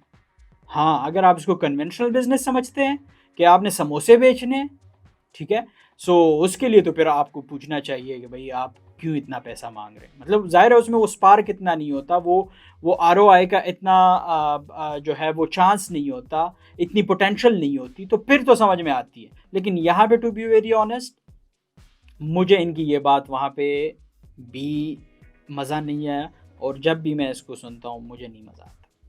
खैर बहरहाल उनकी अपनी सोच है, वो कर सकते हैं, शार्क्स हैं। सारे, क्योंकि नॉर्मली आपको पता है वैल्यूएशन जो रेवेन्यू है इससे एक मल्टीपल होता है, राइट? मुझे वैसे नहीं है पता ये। मुझे एक कारोबारी आदमी हूँ, मुझे पता है कन्वेंशनल बिजनेसेस में तो ऐसे होता है, लेकिन टेक स्टार्टअप्स में मेरे ख्याल में हाँ, आगे जाके जब आप कोई बिल्कुल ही out of the box like millions of dollars वहाँ पे रेस करते हैं, लेकिन वहाँ पे भी मेरे ख्याल में ऐसा नहीं होता। आप देखें, बायजूस कभी भी प्रॉफिट में नहीं गया, $21 बिलियन में वो अपनी नेटवर्क को लेके किया। तो ये फार्मूला उधर तो नहीं अप्लाई हो रहा, टीचमेंट में तो नहीं अप्लाई हो रहा, इवन पाकिस्तानी स्टार्टअप से जिन्होंने इतने फंड रेस किए उस पर तो नहीं अप्लाई हो रहा। तो मेरे ख्याल में ये टेक स्टार्टअप्स के लिए ऐसा नहीं था, और ऐसा होना भी नहीं चाहिए। चूँकि हमने एक ऑर्गेनिक नेचुरल ग्रोथ की है, यहाँ तक हमने रियल टाइम प्रॉब्लम्स देखा है तो उसकी सोल्यूशन की तरफ गए हैं। हमने जहन में स्टार्टअप्स और ये चीज़ें और फिर फंडिंग, ये चीज़ें नहीं थी जहन में जब हमने इसकी शुरुआत इवन की थी, लेकिन वो नेचुरली हम उस स्पेस पे जा रहे हैं, तो वो बाय डिफ़ॉल्ट एक ऑर्गेनिक तरीके से हमारी ग्रोथ हो रही है और हम चीज़ों को अंडरस्टैंड कर रहे हैं। सो उसमें मेरे ख्याल में ये चीज़ नहीं होती। और आपके पास रेवेन्यू तो 1.5 लाख की है per month तो साल का अब 3 महीना हुआ ना, 3 महीना का रेवेन्यू। और आप लोग का अभी तक कितना इन्वेस्टमेंट हो चुकी है समथिंग? या दैट्स द क्वेश्चन। अब उस्मान साहब ने वैसे वहाँ पे ग्रिल भी किया मुझे, लेकिन यार उस बंदे को मैं दिल से इज़्ज़त इसलिए देता हूँ कि वो एक प्रॉपर, एक प्योर धंधे वाला आदमी है, एक बिजनेसमैन है, वो उसको उस तरह से सोचता है, समझता है, ठीक है। अब उनका क्वेश्चन डायरेक्ट आया कि हाँ भाई शायद इनकी अपनी इन्वेस्टमेंट इतनी हो गई हो कि इतनी उनकी वैल्यूएशन उन्होंने आस्क की है। डायरेक्ट इस पे नहीं आया कि भाई हेलो आपने कहाँ से ये कर डाली। सो यहाँ पे फिर इसमें हमारी 50 मिलियन प्लस इन्वेस्टमेंट एक पाकिस्तानी स्टार्टअप जो आप अपनी जेब से करते हो, ये कोई आसान काम नहीं है। इंतहाई हाई रिस्क पे आपको ये इन्वेस्टमेंट करनी होती है। आपने दिन रात एक करके इसको टाइम देना होता है, आपने टीम्स को मैनेज करना होता है, फिर उनको जेब से तनख्वाह 6 सालों में एक भी दिन इस पर काम नहीं रुका, तो ये कोई आसान बात तो नहीं है। सो हर चीज़ की फिर एक वैल्यू है। शुरू में आपको बहुत रिजेक्शंस भी आएंगी, बहुत मसाइल आएंगे, कभी ये मसला, कभी टीम का मसला, कभी प्रोडक्ट का मसला, कभी मार्केटिंग का मसला, कभी फंड्स का मसला। इन तमाम मसाइल को ओवरकम करने के बाद आप कहीं पे जाके कामयाब होते हैं। सो जब आप वहाँ पे जाके फिर कामयाब होते हैं और आपको इस तरह के वैल्यूएशन और इस तरह की चीज़ों पे कोई ग्रिल करता है, तो मेरे ख्याल में वो अच्छी बात नहीं है। बहरहाल उन्होंने अपने फ़्लो में किया, शायद उनका भी ये मतलब नहीं था। बहरहाल हमने भी कोई दिल पे नहीं लिया, लेकिन यहाँ पे चूँकि हम रिव्यू दे रहे हैं तो उसको हम कोशिश कर रहा हूँ एक्सप्लेन करने की। तो जब 5 करोड़ का नंबर आया तो फिर उनको उनका सवाल का जवाब भी यहाँ पे वैसे मिल गया था। और इसमें वैसे 6 साल से हमने इसमें से कोई सैलरीज भी नहीं ड्रॉ की, ठीक है। हमारे भी घर बार है, अखराजात है, सारा कुछ है, लेकिन ये ख्वाब है, इसको हर सूरत इंशाल्लाह पूरा करना है। ना कोई बैकग्राउंड है, ना कोई बड़े लैंडलॉर्ड के, मतलब मैं अपनी अगर बात करूँ, बाकी को फाउंडर्स को हटा के कोई बैठा हूँ मैं कि सारी ज़िंदगी इसके लिए वक्फ कर दी, जितनी भी कहीं पे कोई कमाई करता हूँ लाके इसी में इन्वेस्ट करता हूँ। और इक्विटी किसने आपके बीच में स्प्लिट? यस। अब इक्विटी की बात की, सो इक्विटी में बेसिकली क्या हुआ है वहाँ पे, अगेन अल्हम्दुलिल्लाह हमारी जो फाउंडिंग टीम है या जो हम बीच में पार्टनर्स है, उसमें हमारी कोई सच कोई इनसिक्योरिटी नहीं है। बेसिकली क्या है इसमें, हमारे जो 3 हमारे कोर टीम के मेंबर्स हैं, जिसमें डॉक्टर इस्लाहुद्दीन जिन्होंने PhD की है फ़िज़िक्स में न्यूजीलैंड से, वो हमारे मैनेजिंग डायरेक्टर हैं और एकेडमिक्स को भी वो देखते हैं। फिर हमारे डॉक्टर सैयद जवाद है जो कि अगेन उनकी PhD कंप्यूटर साइंस में है और वो हमारी टेक साइड को देखते हैं। फिर कामरान अज़मत है, उनका भी 3% है, वो हमारी एडमिनिस्ट्रेशन को देखते हैं। इसी तरह से फिर जो रिमेनिंग लाइक इस 9% से हट के जो 91% है उसमें हम दो को फाउंडर्स जिन्होंने यहाँ पे प्रेजेंट किया है, मी एंड सदफ़, उसके साथ जो है फिर हमारे अतर बशीर है और फिर मलिक फौजदार ख़ान है। सो ये बेसिकली हम 91% है इसमें, ये फिर इन्वेस्टमेंट भी करते हैं और ज़ाहिर हम लोग फिर उसमें टाइम भी देते हैं। सो उस 91 का ऐसे स्प्लिट है कि रिमेनिंग 91 में 20% उनका है, मलिक फौजदार ख़ान का है, 40% जो है वो अतर बशीर का है जो कि हमारे चेयरमैन भी है, को फाउंडर है, और जो 40% है रिमेनिंग उसमें 10% सदफ़ मंसूर का है और 30% मेरा है। सो इसकी कुछ इस तरह की स्प्लिटिंग है। वहाँ पे हमने आल्दो बताया भी है, नाम भी मेंशन किए हैं, लेकिन उन्होंने उसमें एडिटिंग में और उस चीज़ में उसको उड़ा दिया। वो सिंपल दो जो एंड वाले को फाउंडर या कोर टीम के मेंबर्स थे वो नाम मेंशन कर दिया और उस तरह से डिवाइड कर दिया। तो वैसे आपने देखा होगा कमेंट सेक्शंस में या वैसे जो लोगों के रिव्यूज़ हैं, एडिटिंग वैसे उस लेवल की नहीं है। और एक और जो आम लोगों ने गिला किया है, भाई आप प्रोडक्ट की डेमोज लो, देखो उसको एवेल्यूएट करो, बस हर चीज़ में वैल्यूएशन रेवेन्यू, तो ऐसे तो कोई भी बिजनेसमैन जो है ना वो जाके इन्वेस्ट कर लेगा। मेरे ख्याल में तो आप प्रोडक्ट को देखो, आप फाउंडर्स को देखो कि भाई वो कितना स्पार्क है उनमें, कितना पोटेंशियल है उनमें, उनके प्रोडक्ट में क्या पोटेंशियल है, उसको हम किस लेवल तक स्केल कर सकते हैं। ज़ाहिर है अगर कोई आके आपको प्रेजेंट करता है वहाँ पे शार्क टैंक पाकिस्तान में, जो शार्क्स है, तो वो एक अपना जो पार्टिसिपेंट है, जो फाउंडर्स है, वो एक सोच के साथ आते हैं कि ये शार्क्स हमारे साथ ऑन बोर्ड होंगे तो हमें स्केल करेंगे, हमें एक नेक्स्ट लेवल पे लेके जाएंगे, बजाय इसके कि आप उनके रेवेन्यूज़ और उन चीज़ों में। ये मेरी एक ऑनेस्ट ओपिनियन है कि आप फाउंडर्स को पूछो, उनकी जर्नीज पूछो, उनके प्रोडक्ट को देखो। सो बहरहाल उस पर कोई इतनी in detail in depth demo हमारा तो कम से कम नहीं हुआ और मेरे ख्याल में इतनी बात भी नहीं हुई। हमने ज़ोर से बताने की कोशिश की कि नहीं भाई ऐसे नहीं, हम ये सलूशन दे रहे हैं, इसको ऐसे कर रहे हैं, इसको ऐसे कर रहे हैं। तो ये चीज़ है। इसमें जो इशू नज़र आता है बार बार वो ये कि एक तो कंपेटिटिव प्रोडक्ट्स बहुत सारे हैं।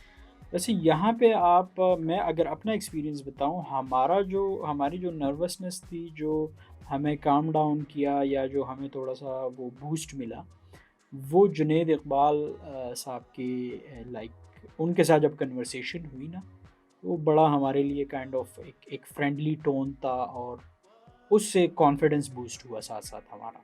और उन्होंने जहाँ पे फ्रेज़ करना चाहिए था वहाँ पे फ्रेज़ किया थ्रू आउट पूरे शार्क टैंक में, किसी भी एपिसोड में आप देख लें। सो उनका ये वाला एटीट्यूड वो बहुत ज़बरदस्त था, न सिर्फ हमारे लिए बाकी तमाम फाउंडर्स के लिए।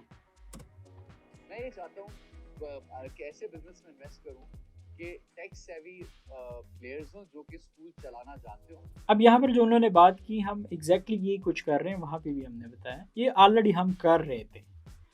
उसका जो एक हमें, चूँकि हम सेक्टर में हैं, हम ऑन ग्राउंड है, उसको हमने आगे कैसे बढ़ाना है, बोथ इम्पैक्ट वाइज भी और इनकम वाइज भी, ठीक हो गया। उसको हमने कितना कैसे स्केल करना है, सो वो हम करके इस नतीजे पे पहुँचे और ये कर रहे हैं। ये मैंने वैसे उनको वहाँ पे भी इन डिटेल वहाँ पे एक्सप्लेन किया था और खैर कुछ यहाँ पे पार्ट में मैं बताऊँगा कि कहाँ पे मज़ीद भी, वो ज़ाहिर है एडिटिंग में वो पार्ट्स नहीं आए। अल्हम्दुलिल्लाह अपने 3 खुद के स्कूल्स हैं। अब यहाँ पे देखें, इधर से भी आपको अंदाज़ा हो गया होगा, जो 3 स्कूल मैंने अपने बताए, इसमें पूरी मैंने उनको फिर कहानी भी समझाई कि हम क्यों वहाँ से यहाँ पे आ गए। तो उसके बाद उन्होंने वो दरमियान वाला हिस्सा काट के अब यहाँ पे जुनैद साहब का ये वाला ले आए कि उसकी रेवेन्यू तो, या वो जो 3 स्कूल है वो तो इसमें नहीं है, इस वैल्यूएशन में, या इसका पार्ट तो नहीं है स्कूल मेंटोर का, तो नहीं, वो स्कूल मेंटोर का पार्ट नहीं है, वो अलग है। और बेसिकली उसका बताने का मकसद वहाँ पे ये भी था, इवन ऑडियंस को या स्कूल वालों को भी, कि हम कोई बाहर के लोग नहीं है, कोई हमारा एजुकेशन का बैकग्राउंड है, हमारा स्कूलिंग का बैकग्राउंड है, हम खुद भी चलाते हैं, हमें पता है कि क्या ऑन ग्राउंड क्या प्रॉब्लम्स है, रियल वर्ल्ड प्रॉब्लम्स क्या है। कितना रेवेन्यू होगा और कितने स्कूल होंगे, अगले साल कितने, उससे अगले साल कितने। सर इस साल जो हमारा टारगेट है 1000। अब ये बहुत मज़े का पार्ट आया है। अब यहाँ पे उन्होंने पूछा कि जी आप बताएं आपका नंबर क्या होगा, रेवेन्यू का, नंबर ऑफ स्कूल्स कितने होंगे और इस तरह से। अब यहाँ पे मैंने उनको एक्सप्लेन भी किया कि भाई अगर आप हमें फंड्स मिल जाते हैं कहीं से भी, जो 10 करोड़ जो हमने अपने उस पर वर्किंग की है, सो हम हायर करेंगे 100 सेल्स एंड ट्रेनिंग ऑफिसर्स, जो पर डिस्ट्रिक्ट एक होगा, क्योंकि हमारा प्रोडक्ट अल्हम्दुलिल्लाह रेडी है, टेक्नोलॉजी का प्रोडक्ट है। एक स्कूल यूज़ करे, 1000 1 लाख यूज़ करें, हमें कोई उससे फ़र्क नहीं पड़ता, हम उसको मैनेज कर सकते हैं। सेकंड, हमारा कोई कंपटीटर ही नहीं है इतने बड़े मार्केट में, इतने ह्यूज मार्केट में हमारा कोई कंपटीटर नहीं है। थर्ड, इन तमाम स्कूल की ये नीड है, एक दफ़ा उन तक बस ये बात पहुंचानी है, वो फिर उन्होंने ऑन बोर्ड हो जाना, ठीक है। फोर्थ, ये कोई फिजिकल कोई बिजनेस है नहीं कि आपने स्टोर बनाना है तो तब आपने एक्सपेंशन करनी। एक दिन में हमारे पास 40 स्कूल्स ने भी साइन अप किया, 50 भी कर लेते हैं, आप पे है कि आप कितना जोर लगाते हैं। तो इनको बोला कि 100 हम बंदे हायर करेंगे। अगर 100 बंदे हम हायर कर लेते हैं, इतने हमारे पास फंड्स होंगे, हम उनको ट्रेन करेंगे, फिर हम फर्स्ट ईयर हमारा जो टारगेट होगा 1000 स्कूल्स का होगा, और 1000 स्कूल्स अगर हमने ऑन बोर्ड कर लिए तो 20,000 is not a big deal. आपके पास एक तो फंड्स होंगे, वो 1000 स्कूल से भी आपको ठीक ठाक रेवेन्यू आ रही है, आप री इन्वेस्ट करें। आपने सिंपल ब्रांडिंग करनी है और उनको वहाँ पे बूस्ट करना है, आपने ब्रांडिंग करनी है और सेल्स पे फोकस करना है, सेल्स टीम बढ़ानी है और आपका इंशाल्लाह सेल होते चले जाना है। लेकिन वो ज़ाहिर है यहाँ पे उन्होंने वो नहीं उस तरह से वो वाला हिस्सा डाला। हमने वो तमाम सवालों के जवाब दिए जो आप लोगों के जहनों में भी था और उनके भी जहनों में था, शार्क्स के भी जहनों में था। हमने उनको भरपूर तरीके से मुतमईन करने की कोशिश की है, लेकिन वहाँ पे वो बिल्कुल आउट ऑफ कॉन्टेक्स्ट अब हो जाता है ना कि यार ये सवाल था, इसका तो जवाब ही नहीं आया। ये तो ऐसे तो एंड पे हमारी डील क्लोज़ नहीं हुई ना, कि अगर वो आपको कोई भी एक भी सवाल कोई करता है, वैसे भी जनरल डीलिंग में भी, और आप उस पर चुप कर जाते हो तो आपका बहुत बड़ा सेटबैक होता है। सो हमारा ऐसे कोई नहीं होता। हमने एक एक चीज़ रैशनलाइज करके उनको ऑन टेबल वहाँ पे प्रेजेंट की थी, समझाई थी कि हम 1000 स्कूल्स को कैसे इस नंबर को अचीव करेंगे, अगर 20,000 हम क्लेम करते हैं उसको कैसे करेंगे, और इंशाल्लाह थर्ड ईयर अगर यहाँ पे हम इतना हमने एक्सपेंड कर लिया है तो तीसरे साल हम बाहर जा सकते हैं। और जो 20,000 का नंबर है, ये भी बताया गया था कि हम उस वक्त तक, हमारा जो सेकंड प्रोडक्ट का माइलस्टोन है कि हम कंटेंट भी वहाँ पे बेचना शुरू कर देंगे, और ये जो ERP और मोबाइल एप्लीकेशन इसको फॉर फ्री ऑफ़र कर देंगे। जब हम इसको फॉर फ्री ऑफ़र करेंगे, 1000 स्कूल का हमारा यूज़र बेस होगा, हमें इनडायरेक्ट जो एडवर्टीज़मेंट हम उस पर रन करेंगे, कमर्शियल्स रन करेंगे अपने मोबाइल ऐप पे, जैसे फेसबुक इनकम करता है, यूट्यूब इनकम करता है, तो फ्री के तो 20,000 किया, मैं तो कहता हूँ 40,000 स्कूल आराम से आ जाएगा। लेकिन आप पे है कि आप उसको किस लेवल तक उसकी ब्रांडिंग करते हैं और कितना आप अपनी सेल्स टीम को बढ़ाते हैं। अपनी रिसोर्सेज आपके पास उतने होने चाहिए, तो वो मेरे पास हो, वो अब भी हम कर सकते हैं। सो ये सारी चीज़ें वहाँ पे हमने एक्सप्लेन करने की कोशिश की है। अब यहाँ पे ये भी है कि देखें, जिनके स्कूल्स हैं उनको पता होता है, यूजुअली तकरीबन 80% स्कूल्स का ना मार्च टू मार्च सेशन होता है, 1 अप्रैल से शुरू होता है और नेक्स्ट ईयर 30 मार्च तक सेशन होता है उनका। सो हमारा जो ईयर है, फाइनेंशियल ईयर, वो जून टू जुलाई वाला नहीं है हमारा, या जो है जनवरी टू दिसंबर वाला नहीं है, मार्च टू मार्च है। मार्च 25 तक 1000 स्कूल। अच्छा, इन्होंने मार्च 25 बोला, वैसे ये मार्च 26 बनता है, ठीक है। सो उस वक्त तक इंशाल्लाह हम 1000 स्कूल्स का टारगेट, आल्दो आज जो तारीख है इस वक्त, आज की डेट में वो है 7 फरवरी 2025, और अल्हम्दुलिल्लाह हमारे पास शार्क टैंक के बाद जब हमने अपनी सेल शुरू की, एपिसोड ऑन एयर होने से पहले 15 दिसंबर से 7 फरवरी तक तकरीबन 200 प्लस स्कूल्स ने हमारे साथ साइन अप किया है, और वो भी इंतहाई लिमिटेड रिसोर्सेज में। सो इंशाल्लाह हम आराम से मार्च 2026 तक 1000 स्कूल का नंबर आराम से इंशाल्लाह हम अचीव कर लेंगे। रेवेन्यू कितना होगा साल का? 1000 स्कूल्स को हमने ऑन एवरेज पर स्कूल जो स्टूडेंट काउंट करते हैं दैट इज 250। अब हम बेसिकली अपने नंबर्स में एक स्कूल का ऑन एवरेज 250 बच्चा काउंट करते हैं। कुछ स्कूल्स में 800 होते हैं, 1000 होते हैं, 1500 2000 तक के भी होते हैं, कुछ स्कूल्स में कम होते हैं। सो अगर उनका एवरेज जो हमने निकाला हुआ है वो 250 से 300 के दरमियान है। सो उनका ये था कि चलें अगर आप 1 साल का अपना टारगेट अचीव करते हैं तो तब आपका फिर रेवेन्यू क्या होगा। सो हमने यहाँ पे रेवेन्यू मैंने बताने की कोशिश की है।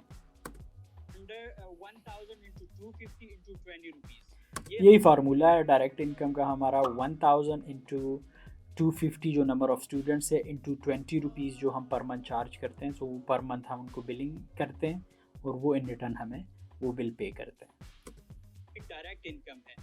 इनडायरेक्ट हम एडमोब और एडवर्टाइज। अच्छा, अब यहाँ पे मैंने बताने की कोशिश की है उनको, अपना एक कार्ड फेंकने की कोशिश की है कि हमारा सिर्फ डायरेक्ट इनकम नहीं है, हमारा इनडायरेक्ट इनकम का भी एक रेवेन्यू है और इंशाल्लाह अल्टीमेटली हमने उस पे स्विच हो जाना है। हमने ये कंटेंटलेस प्लेटफॉर्म को इंशाल्लाह पाकिस्तान के लिए फॉर फ्री कर लेना है ताकि मेजॉरिटी ऑफ स्कूल्स आए वो इस प्लेटफॉर्म से फ़ायदा उठाए। ये नहीं है कि वो सिर्फ हमें उससे इनकम नहीं होगी, हमें उससे फिर भी इनकम होगी क्योंकि हमारा मेजॉरिटी जो यूज़र है वो मोबाइल ऐप का है।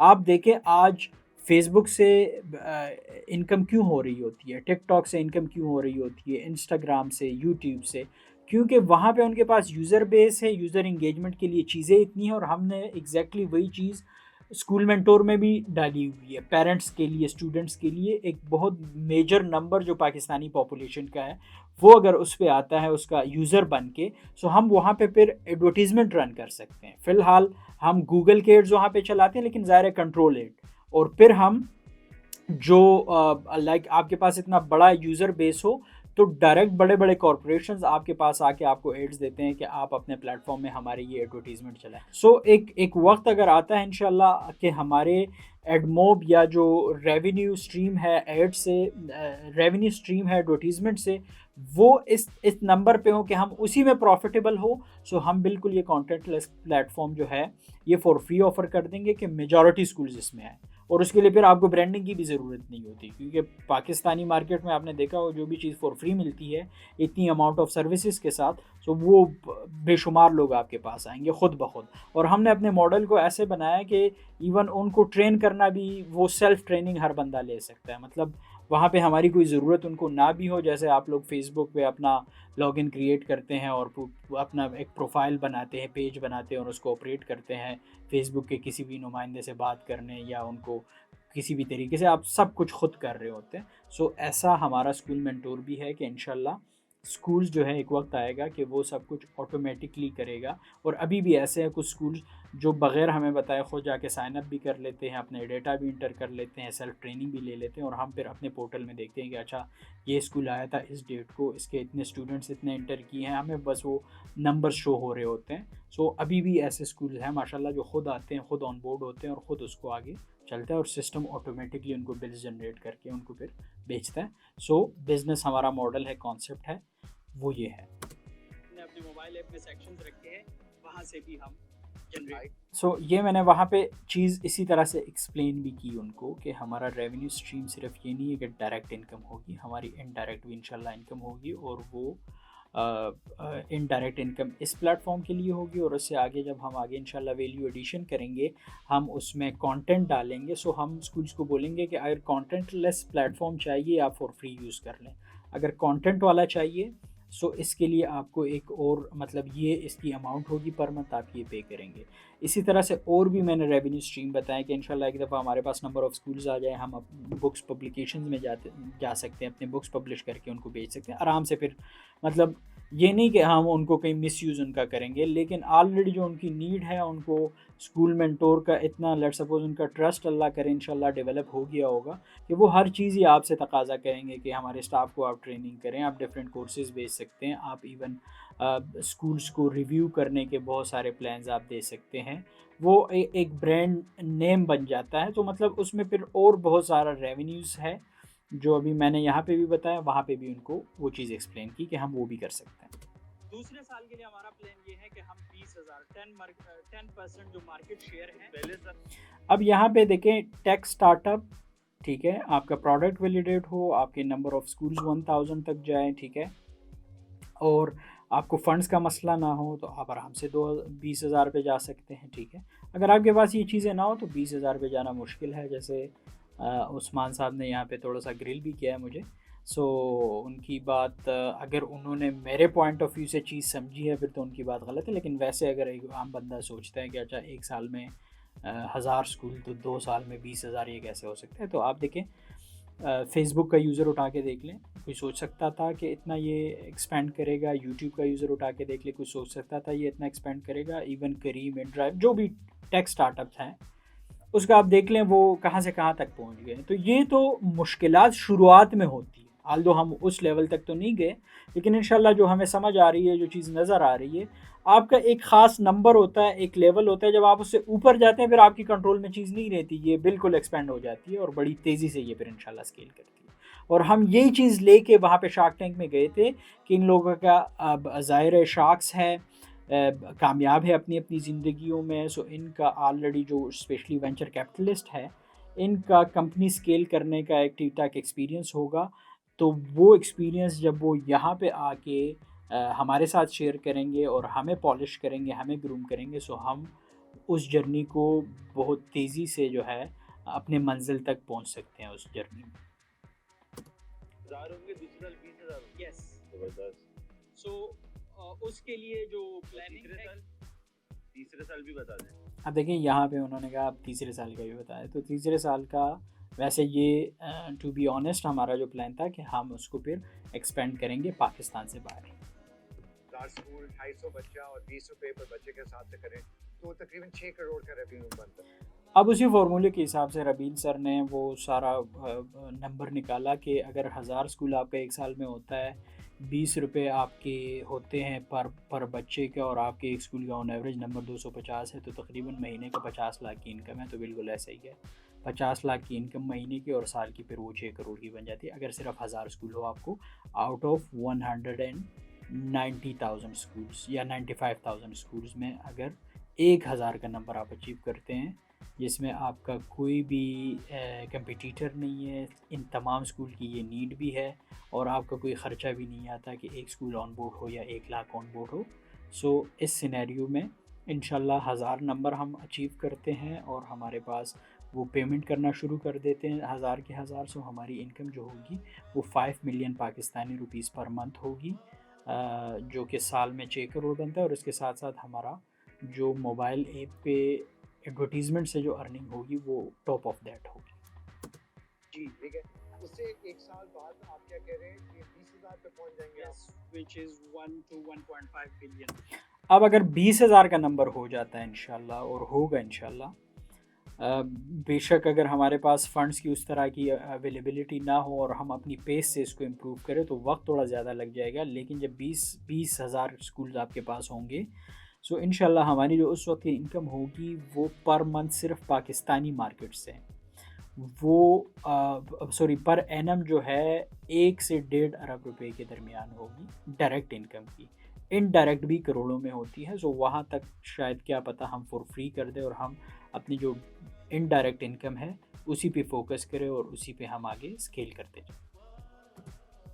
पर एनम 2 अरब की सैलरी अच्छा, महीने की। और आपने कहा कि ये 200 स्कूल्स पे आपका ब्रेक इवन हो जाएगा। अच्छा, यहाँ पे मैंने ये भी एक्सप्लेन करने की कोशिश की है कि हमारा जो ब्रेक इवन है वो ओनली 200 स्कूल्स पे है, क्योंकि जो करंट हमारी टीम है और जिस पे हम लाइक उनको सैलरीज़, हमारे रेंट्स, यूटिलिटीज़ और जो सर्वर वगैरह की कॉस्ट है या कंसल्टेंसीज़ है डिफरेंट, सो उसमें हम 200 स्कूल्स पे जो है वो ब्रेक इवन पे लाइक प्रॉफिट में चले जाते हैं। सो यहाँ पे एक मैंने उनको ये भी बताने की कोशिश की और आपको भी बताता हूँ कि अगर 100% आपका एक मार्केट है, उसका 0.01%, 0.1% भी नहीं,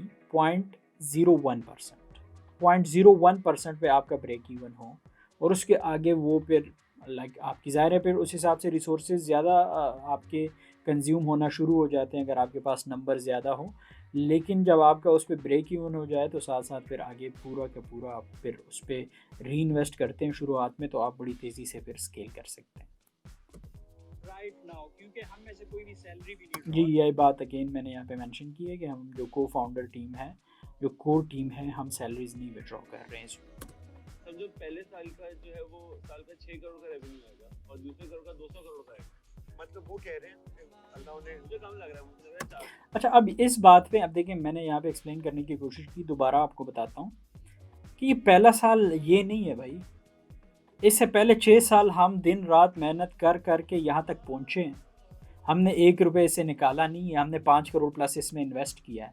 ये हमारा 7वां साल है भाई। आपने अगर इसको देखना, आप इसको इस तरीके से देखिए। और टेक स्टार्टअप्स का यही होता है कि जब एक वक्त आता है, आपका यूज़र बेस बढ़ना शुरू हो जाता है, तो फिर यूज़र को फर्स्ट टाइम किसी भी इकोसिस्टम को क्रैक करना मुश्किल होता है।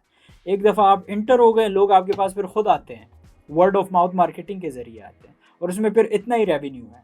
अगर इंशाल्लाह कामयाब होता है आपका कोई भी टेक स्टार्टअप है, अगर कामयाब होता है तो उसमें फिर इसी तरह से नंबर्स आते हैं और इसी तरह से रेवेन्यू आता है। ऐसे नहीं जो कामयाब टेक स्टार्टअप्स के फाउंडर्स हैं, ओनर्स हैं, वो आज बिलियनियर्स हैं। वो ऐसे करते करते मतलब जो कन्वेंशनल कारोबार की तरह आप बढ़ते हैं, एक साल से दूसरे साल डबल से तीसरे साल ट्रिपल, मतलब इस तरह से आप ग्रोथ करते हैं, तो आप उस लेवल तक तो नहीं ना जा सकते। तो यही तो फिर उसमें किक होता है। यही तो इसमें जो वेंचर कैपिटलिस्ट है या जो इन्वेस्टर्स है, यही तो उनकी रिस्क होती है कि वो हाई रिस्क पे आते हैं, तो इसलिए उनको हाई रिटर्न मिलता है। सो ये बात यहाँ पे मुझे पोटेंशियल नजर नहीं आ रहा, क्योंकि it doesn't sound realistic. So for that reason I'm out, but I wish you all the best. अच्छा, अब यहाँ पे जब उस्मान साहब ने किया, मैंने बड़ी तसल्ली से सुनी बात, और फिर जब मैम रोमाना ने भी बात कही, अपना फैसला सुनाया, तो उसके बाद फिर मैंने इनको जवाब किया है। वो आपके आगे आपको बताता हूँ। Actually looks great. I was very excited. और ये स्पेस है जो I really like the space. और आप दोनों में भी I can see कि understanding और system जो बनाए, great app. अब यहाँ पे डेमो नहीं लिया गया था, हमने वर्बली एक्सप्लेन की थी मोबाइल ऐप, और जो वहाँ पे ग्राफिक्स टेंडीज वगैरह लगी हुई थी हमारी, उससे शायद उन्होंने अखज़ की होगी ये वाली बातें, लेकिन हमने ज़ाहिर है वर्बली काफ़ी एक्सप्लेन किया था। नंबर्स कुछ भी आपने अच्छी तरह से नहीं ब्रेक डाउन कर सके। अच्छा, जो इन्होंने नंबर्स वगैरह की बात की है, ज़ाहिर है जैसे मैंने आपको शुरुआत में बताया कि हमने इससे पहले कहीं पे कोई इंक्यूबेशन सेंटर्स नहीं गए, कहीं कुछ नहीं गए, लेकिन मेरा ये अपना ख्याल था कि हम उधर जाएंगे, वो नंबर्स और ये चीज़ें तो भाई आप लोगों को पता है, आप लोग खुद देखें कि क्या कितना पोटेंशियल है स्टार्टअप में, आइडिया में, फाउंडर्स में, उसी के बेस पे आपने आगे ये चीज़ें हमारी स्ट्रीमलाइन करनी है। बहरहाल जितना एक बिज़नेस पॉइंट ऑफ व्यू से मेरी समझ थी और चीज़ें उनको बताना, लेकिन मैंने जैसे आपको कहा कि वो जो भी सवाल करते थे, मैं उसको पूरा एक बैकग्राउंड बना के उनको जवाब देता था, ताकि मैं उन चीज़ों को भी एड्रेस कर सकूं जो मैं चाहता हूं कि उनको मैं ये चीज़ें बताऊं कि आप अब देखें, इसमें इन्होंने बोला कि हाईली कम्पिटिटिव स्पेस। सो मैंने उधर भी ये चीज़ बताई कि, और इधर भी बता रहा हूँ कि हमारा कोई कंपटीटर नहीं है। कहने पे हज़ारों सॉफ्टवेयर्स बने हुए हैं, लेकिन रियल टाइम में आप जब स्कूल को वो ऑन टेबल रखते हो और फिर उनको बोलते हो कि इसको कंपेयर करो, ज़मीन आसमान का फ़र्क होता है। सो उस पे हमारा कोई भी कंपटीटर नहीं है टिल नाउ।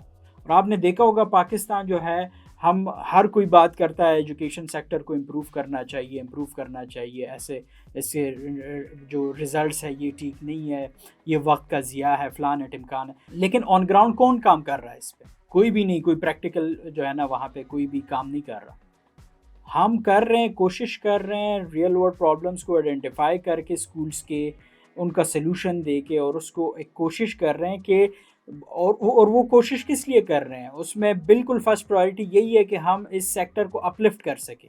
लेकिन सेम टाइम यहाँ पे हमें इतनी ह्यूज बिजनेस अपॉर्चुनिटी लग रही है कि आप देखते हैं पाकिस्तान में खाना मंगवाने के लिए फूड पांडा आ गया है, टैक्सी कराने के लिए करीम इन ड्राइव और ये सारे वो आ गए हैं, मोबाइल ऐप्स आ गए हैं, इवन ग्रॉसरी मंगवाने के लिए आपके मोबाइल ऐप्स हैं। लेकिन आपने स्कूल के लिए कौन सा मोबाइल ऐप है, कॉलेज के लिए कौन सा मोबाइल ऐप है? कोई भी नहीं है। कंटेंट वहाँ पे वीडियोस, कंटेंट वगैरह के लिए मोबाइल ऐप्स है, लेकिन स्कूल के ऑपरेशंस को मैनेज करना, उनको समझाना कि भाई स्टैंडर्ड क्या है, नेशनल स्टैंडर्ड्स क्या है, इंटरनेशनल स्टैंडर्ड्स क्या है, आपने अपने स्कूल के तमाम डिपार्टमेंट्स को कैसे अपलिफ्ट करना है, कोई नहीं है भाई, कोई कंपटीटर नहीं है, कोई ज़ीरो कंपटीशन है। इसलिए हम इस पर कॉन्फिडेंट है कि भाई आप एक दफ़ा डेमो ले लो, आप चीज़ को समझ लो, उसके बाद आपने कोई ओपिनियन अपनी देनी है उस पर। तो ये मेरा एक टू बी वेरी ऑनेस्ट इंशाल्लाह नेक्स्ट सीज़न आएंगे, इसके और बहुत सारे पॉजिटिव चीज़ें हैं जिससे हमें भी बहुत फ़ायदा हुआ है। लेकिन ये मेरा एक वो है, सजेशन है कि इसमें भाई डेमो ज़रूर डालो, पूरा एक टाइम दो किसी भी स्टार्टअप को प्रेजेंट करने के लिए, उनको एक फॉर्मेट भी दो। वो फॉर्मेट आप शार्क्स को भी दो, आप कंटेस्टेंट को भी दो, पार्टिसिपेंट को, जो प्रेजेंटर हैं उनको भी दो, ताकि वो उस हिसाब से कोई तैयारी कर ले। हम तो बिल्कुल ब्लैंक गए थे उधर, ठीक है, लेकिन आल दो वो कहते हैं रियलिटी शो है, एज इट इज़ जैसे होगा, लेकिन मेरे ख्याल में ऐसा नहीं होना चाहिए। एक एटलीस्ट एक फॉर्मेट शेयर करना चाहिए, फिर उसी फॉर्मेट पे आपके एडिटर्स उसको एडिट भी करें। आप इंडिया का उठा के देख लें, सो वहाँ पे प्रॉपर एक पिच जो है वो कम से कम 25 ऑन एवरेज 25 एक मिनट की पिच है, 16-17 मिनट की पिच होती है, लेकिन उन्होंने प्रॉपर एक चीज़ ग्राफिक के लिए और उनकी एडिटिंग वो प्रॉपर समझ में आता है अगले बंदे को कि ये स्टार्टअप क्या था, वो क्या प्रॉब्लम सॉल्व कर रहा था, क्या वो सोल्यूशन दे रहा था, क्या उनका बिजनेस मॉडल है, क्या इक्विटी स्प्लिट है, क्या उनकी आस्क है, क्या प्रोजेक्शंस है। यहाँ पे ज़ाहिर फर्स्ट सीज़न था, लेकिन इंशाल्लाह नेक्स्ट सीज़न के लिए ये मेरे ख्याल में इम्प्रूवमेंट ज़रूर होनी चाहिए। पहली चीज़ जो SaaS है ना, सॉफ्टवेयर एज अ सर्विस, इस पे रेस टू द बॉटम शुरू हो गई है ऑन प्राइसिंग।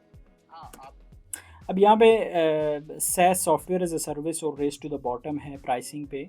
सो यहाँ पे मैंने इनको बताया कि हम कुछ वक्त तक, जब तक अपने पाँव पे पूरी कंपनी खड़ी नहीं होती, सो हम उनको वो तो करेंगे, चार्ज करेंगे, लेकिन फिर हम फॉर फ्री कर लेंगे। अब आप देखें, फेसबुक सबसे ज़्यादा पैसे बना रहा है, इंस्टाग्राम, यूट्यूब, टिकटॉक क्यों पैसे बना रहा है? क्योंकि यूज़र को वो कुछ चार्ज नहीं कर रहा है। तो किन को चार्ज कर रहा है? वो जो यूज़र को दिखा रहा है उसका चार्ज कर रहे हैं बड़ी बड़ी कंपनीज को, कॉरपोरेशंस को। दिन ब दिन यूट्यूब आगे जाता जा रहा है, और नेटफ्लिक्स जो पेड है, हालांकि उनका कंटेंट और यूट्यूब के कंटेंट में ज़मीन आसमान का फ़र्क है, लेकिन वो नीचे जाता जा रहा है और यूट्यूब ऊपर जाता जा रहा है। वजह क्योंकि वो यूज़र के लिए भाई फॉर फ्री है। इस तरह इंशाल्लाह स्कूल मेंटोर का कंटेंटलेस प्लेटफॉर्म हमने यूज़र के लिए फॉर फ्री कर देना है। वहाँ पे हमने यूट्यूब का सेक्शन रखा हुआ है, जो बच्चे वहाँ पे वीडियोस भी देख सकेंगे, और पेरेंट्स एजुकेशनल वीडियोस होंगी। वो लोग खुद, हर स्कूल का एक चैनल होगा, उस पर अपलोड कर सकेगा। इसके साथ साथ जो डेली बेसिस के सारे ऑपरेशंस, तमाम गेम्स भी, इंगेजमेंट्स भी, चैट भी, हर चीज़ वहाँ पे मोबाइल ऐप पे तमाम स्टेक होल्डर्स के लिए होगा। तो वहाँ पे हम एड से रेवेन्यू जो है वो बनाएंगे। फिर इसके साथ साथ हम बुक पब्लिकेशंस में जाएंगे इंशाल्लाह, हम कंटेंट में जाएंगे, लेसन प्लान्स की कंटेंट में, वर्कशीट्स की कंटेंट में, इन चीज़ों में हम जाएंगे। फिर हम डिप्लोमाज अनाउंस करेंगे। मतलब इसमें बहुत कुछ है, लेकिन एक दफ़ा आप इस सेक्टर में घुसो, आप उसको अपलिफ्ट करो, उसके बाद जो है आपके फिर रेवेन्यू के ज़राए उसमें और ढेर सारे हैं। और ऑलरेडी जो आप दे रहे हो प्राइस टू द बॉटम, तो आपका तब होगा, या जो कंपटीशन है वो तो तब होगा कि आपके कंपटीटर तो हो ना कोई। तो कंपटीटर कोई नहीं है। अगेन यहाँ पे बात वही आ जाती है कि यहाँ पे कोई प्रॉपर डेमो नहीं था, वो सेक्शन नहीं था। हमने आल्दो अपनी तरफ से ज़ोर लगाया है, बताने की कोशिश की है, लेकिन फिर भी उनको उस पिच में, 45 मिनट की पिच में, मेरे ख्याल में बहुत ज़्यादा चीज़ें वो नहीं समझ। तो अपने स्कूल्स का बिजनेस है, वो आप बाद में कभी बात करना चाहें तो I would be very interested कि दैट। अच्छा, जुनेद साहब ने वैसे ये 2-3 दफ़ा सर ने बात की कि आपका जो अपना स्कूल का बिज़नेस है उसमें आप आएँ, इधर पिच करें या बाद में हमारे साथ वो करें। सो वो है, माशाल्लाह से चल रहा है, और अच्छा चल रहा है, लेकिन उसको मैं किस हद तक एक्सपेंड कर सकूँगा? मैं ज़्यादा से ज़्यादा उसको पूरी ज़िंदगी भी लगा लूँ तो मैं 500,000 स्कूल तक लेके जा सकता हूँ। वो जो स्कूल जो पाकिस्तान का 96% बच्चा उसमें पढ़ता है, उनका मुस्तकबिल उससे जुड़ा हुआ है। सो मैं उनके लिए कुछ करना चाह रहा हूँ, और उसी से फिर इंशाल्लाह बिज़नेस भी हमें उसी तरह का मिलेगा। लेकिन हम उनकी प्रॉब्लम्स को सॉल्व करने के लिए निकले हैं, एक स्मार्ट सोल्यूशन हमने देने की कोशिश की है, और इंशाल्लाह ये गवर्नमेंट सेक्टर में भी जाएगा, गवर्नमेंट स्कूल्स को भी इंशाल्लाह ये अपलिफ्ट करेगा। यहाँ पे उनका ये था कि आप उन स्कूल्स को फोकस करें। अगर हम प्योर बिज़नेस मैं करना चाहता था, या मेरे जहन में यही था कि यार छोड़ो, इतना बड़े लेवल पे आपने सेक्टर को अपलिफ्ट करना है, बड़े चैलेंजेस, बड़े मुश्किलात और चीज़ें होगी, कामयाब होंगे भी या नहीं भी होंगे, लेकिन हम एक नीयत से, अच्छी नीयत से इंशाल्लाह इसको कर रहे हैं, अल्लाह ज़रूर हमें कामयाबी देगा। बहरहाल उनकी ये ऑफ़र थी, तो उस पे तो ज़ाहिर है वो चल रहे हैं माशाल्लाह, अच्छा चल रहे हैं, लेकिन उनकी ये ऑफ़र थी, मैंने कहा चले इस पे इंशाल्लाह बात कर लें। जब मुझे 1 करोड़ वापस मिल गया तो मैं ये 40% को 30% पे ले जाऊँ। अच्छा, इनका ऑफ़र ये था कि वैसे वो आपको मिसाल 2 करोड़ हमें देंगे और 2 करोड़ में 40% हमें शुरू में देना पड़ेगा, लेकिन जब जो प्रॉफिट में से हम 50% उनको पे बैक करेंगे तो उनकी जब 2 करोड़ की अमाउंट रिटर्न हो जाएगी, फिर उनका जो इक्विटी है वो 30% पे आ जाएगा। सो ये बेसिकली उनकी ऑफ़र। रबील ने इतनी एग्रेसिव ऑफर दी है कि हम सोच रहे हैं कि हम क्या करें। अच्छा, अब यहाँ पे बिल्कुल एंड पे वैसे सवाल जवाब बीच में अलीना मैडम ने भी पूछे, हमने उसके जवाब दिए। सो यहाँ पे अलीना मैम ने उनको बोला रबील सर को कि मैं तो इसको पूरे का पूरा एक्वायर करना चाह रही थी, और जैसे हमारे माइंड में भी था कि वो चूँकि इस सेक्टर में है और एक अच्छा स्टार्टअप रन कर रही है, सो अगर वो हमारे साथ ऑन बोर्ड हो जाती है तो हम इसको बहुत आगे लेके जा सकेंगे, क्योंकि हमारी विजन की अलाइनमेंट आसान होगी, और साथ अगर कोई वेंचर कैपिटलिस्ट रबील बड़ाइच आ जाता है या फैसल आफ्ताब, सो वो एक ऐसा कॉम्बो बन जाएगा कि हम इसको बहुत जल्द जो है स्केल भी कर सकेंगे और इसको एक सक्सेसफुल स्टार्टअप इंशाल्लाह हम बहुत जल्द बना सकेंगे। सो यहाँ पे खैर वो चीज़ें भी नहीं है, एडिटिंग में चली गई। You have a clear like education के अंदर वो मैंने रबील और मैं 2 करोड़ का अच्छा, यहाँ पे फिर ये हुआ कि रबील वलाइज और अलीना नदीम ये उठ के साइड पे चले गए, इन्होंने मशवरा किया, फिर हमारे सवाल जवाब जो थे वो चल रहे थे बाकी 3 शार्क्स के साथ। उस मशवरे के बाद ये वापस आए हैं, तो इन्होंने मिलकर हमें ऑफ़र प्लेस किया। अदा कर रहे हैं। सो 1 करोड़ मैं दूंगी, 1 करोड़ वो, 20% इक्विटी मेरी होगी, 20% इक्विटी रबील की होगी। अब ऑफ़र आपको समझ आ रही होगी, वो जो 40% था उन्होंने उनको एज इट इज़ रखा है, 20% एक शाख के पास, 20 दूसरे के पास, और अमाउंट हुई 2 करोड़ को आपस में स्प्लिट कर दिया। टेक स्टार्टअप्स कभी भी प्रॉफिटेबल जितना भी हमारा दिल चाहे 3-4 साल तक नहीं होंगे। वैसे आई एग्री, मतलब बिल्कुल 3-4 साल में नहीं होते, ज़ाहिर है हमारा फिर छठा साल है, लेकिन हम चल रहे हैं और इंशाल्लाह बहुत जल्द हम प्रॉफिटेबल भी हो जाएंगे। 5% on the top line from royalty. 5% मतलब जितनी भी इनकम होगी उसमें से 5% फिर रिटर्न होगी तमाम लोगों को, जो उनकी जो इन्वेस्टमेंट्स हैं, जब वो रिटर्न हो जाएगी सारी की सारी, उसके बाद फिर उनकी इक्विटी रह जाएगी, और ज़ाहिर है हमने जेब से नहीं देना, जो इनकम आएगी उसी में से रिटर्न होगी, लेकिन हमारे पास एक फ़ंड आ जाएगा हम अपनी ऑपरेशंस को सपोर्ट करने के लिए। What that means is कि आपके रेवेन्यू से हमें 5% चाहिए। अच्छा, अब यहाँ पे फिर प्रॉपर एक कॉल की गई, जो हमारे चेयरमैन है अतर बशीर, जो हमारे को फाउंडर पार्टनर है, वो यूके में थे एपिसोड वाले दिन। सो उनको मैंने कॉल की, सारा समझाया कि इस तरह की ऑफ़र आई, तो उन्होंने मुझे कहा, वो कैमरे ने भी रिकॉर्ड किया, तो स्पीकर पे था फ़ोन, कि नुमान भाई ना मुझे ना नहीं समझ आया यार इतनी ज़्यादा इक्विटी, लेकिन फिर साथ उन्होंने कहा चल बहरहाल आपकी मर्ज़ी है, आप जो कहते हैं ठीक है। तो मैंने उनको बोला कि यार ये हमने कोई, अगर बाद में लेट सपोज हमें नहीं समझ में आता, तो हमने चूँकि अभी इंस्टेंट इनको बताना है, तो बेशक हम डील नहीं करेंगे, हमारे पास है, हम कोई यहाँ पे साइन नहीं कर रहे। तो उन्होंने कहा ठीक है, जैसे आपको मुनासिब लगता है आप कर लें। बहरहाल वो भी पार्ट नहीं आया इसमें। 2 करोड़ के अगेंस्ट हम 20% विद 5%। अच्छा, अब यहाँ पे हम आए, हमने उनको काउंटर ऑफ़र दिया, ठीक है, कि यार आप 2 करोड़ जो दे रहे हैं उसके अगेंस्ट आप 40 को छोड़ जाएं, आप 20% पे आ जाएं, ठीक है। आप लोग 20% पर करें तो आधा हम नीचे जा सकते हैं 36% तक, 440। अच्छा, अब यहाँ पे फिर इन डिटेल डिस्कशन हुई है, ठीक ठाक, मतलब ये था कि यार आप 20% पे आ जाओ, 10% एक शाख रख लें, 10% दूसरा शाख रख लें, और 1-1 करोड़ रुपया दे दो। तो उन्होंने कहा यार इतने कम में हमें क्या मिलेगा, तो हम आएंगे तो हम ज़्यादा इक्विटी लेंगे। मैंने कहा अच्छा चले, फिर आपने लाजमन ज़्यादा इक्विटी लेनी है तो आप 2 करोड़ की जगह 4 करोड़ दे दें, 2 करोड़ आप, 2 करोड़ आप। तो उस पर उन्होंने कहा कि नहीं, रबील सर ने कहा कि नहीं, ये शार्क टैंक के उसके फॉर्मेट के अगेंस्ट है, आपकी जितनी आस्क होगी आपको उतनी ही अमाउंट मिलेगी। तो ये अगर अगेन वही बात है, अगर मुझे पहले पता होता तो मैं कभी भी 2 करोड़ की आस ना करता।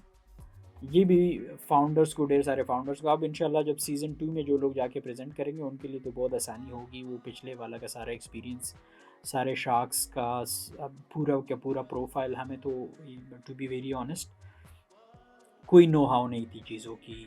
ये तो अब माशाल्लाह से जब से सीज़न 1 ऑन ईयर हो गया, इतना इसको एक फेम मिल गया है, शार्क्स को लोगों ने पहचान लिया, फॉर्मेट जान गए, लेकिन हमारे लिए कुछ नहीं था। लेकिन स्टिल मेरी अभी भी ये सजेशन है कि जो भी आप कंपनीज़ को शॉर्टलिस्ट करते हैं, स्टार्टअप्स को शॉर्टलिस्ट करते हैं, आप उनको फॉर्मेट दें रिटन कि ये रूल्स हैं, ये फॉर्मेट है, आपने इस तरह से अपने स्ट्रक्चरिंग करनी है अपने पिच की, और इस तरह की इंफॉर्मेशन आपने तैयार करनी है। तो ये मेरे ख्याल में बहुत ज़रूरी है। 36%, so 18. अच्छा, यहाँ पे डायरेक्ट मैंने डील डन नहीं बोला, यहाँ पे फिर मैंने नेगोशिएशन की कोशिश की और उनको बोला कि यार ये बहुत ज़्यादती है। तो उन्होंने कहा यार कोई मसला नहीं है, हम इससे नीचे नहीं जा सकते, लेकिन आल्दो हम एक वैल्यूएट करेंगे, हम इसको आगे लेके जाएंगे, सो आप पे ये इतना वो नहीं गुजरेगा। बहरहाल उस वक्त कोई और ऑप्शन नहीं थी, ये था दिल में कि चलो इधर से डन करके जाते हैं। कि अगर आप फाउंडर हैं किसी भी स्टार्टअप के तो आपको पता होता है कि किस तरह की फीलिंग्स होती है, स्पेशली मतलब, और अगर आपने फिर कहीं पे पिच किया हो किसी इन्वेस्टर के सामने, सो वो फिर फीलिंग्स एक दूसरे की फाउंडर्स जो है वो समझ जाते हैं। तो हमने कहा कि चलो यार इधर ओके कर लेते हैं। उसके 2 फ़ायदे हैं, एक तो शार्क्स ऑन बोर्ड हो जाएंगे, उनका एक्सपर्टीज़ वो इधर हमारे साथ शेयर करेंगे, एक वैल्यू एड हो जाएगी, प्लस उनका गुडविल आ जाएगा, उनके नेम्स आ जाएंगे, साथ अटैच हो जाएंगे, प्लस जो हमारी पिच है वो ऑन ईयर चली जाएगी क्योंकि डील डन की है। सो ये एक अच्छा हो जाएगा। और बाद में अगर खुदा न खास्ता बिल्कुल ही ना समझ में आए तो हम यहाँ पे कोई वो तो नहीं कर रहे हैं कि हम इन रिटर्न एग्रीमेंट में उनको दे रहे हैं। सो पूछा कि आप कुछ भी नहीं कर सकते, उन्होंने कहा हम कुछ भी इसमें मज़ीद नहीं कर सकते। एंड पे फिर मैंने बोला okay deal done. Good job honestly. अच्छा, ये वैसे इन शार्क्स की पहली डील थी हमारी, तकरीबन 10th या 11th डे पे हमारी रिकॉर्डिंग हुई थी। टोटल 13 डेज़ की इनकी रिकॉर्डिंग थी। सो उसमें ये पहली इनकी डील थी। यहाँ पे मैं अजीब सी सिचुएशन थी, नर्वस भी था, खफा भी था कि यार इतना ज़्यादा इतनी इक्विटी दे दी, और खुश भी था कि चलो डील मिल गई, क्योंकि हमसे पहले जो 2 पार्टिसिपेंट्स गए थे उनको कोई ऑफ़र नहीं हुई थी। सो मिलते जुलते जो है ना वो जज्बात थे। बहरहाल रादील सर ने हैंडशेक किया, उन्होंने मुझे बताया कि आप ना इतना परेशान हो, इंशाल्लाह इसको हम आगे लेके जाएंगे, प्लस जो इक्विटी डाइल्यूट होगी वो सबकी होगी। बहरहाल मैंने कहा ठीक है।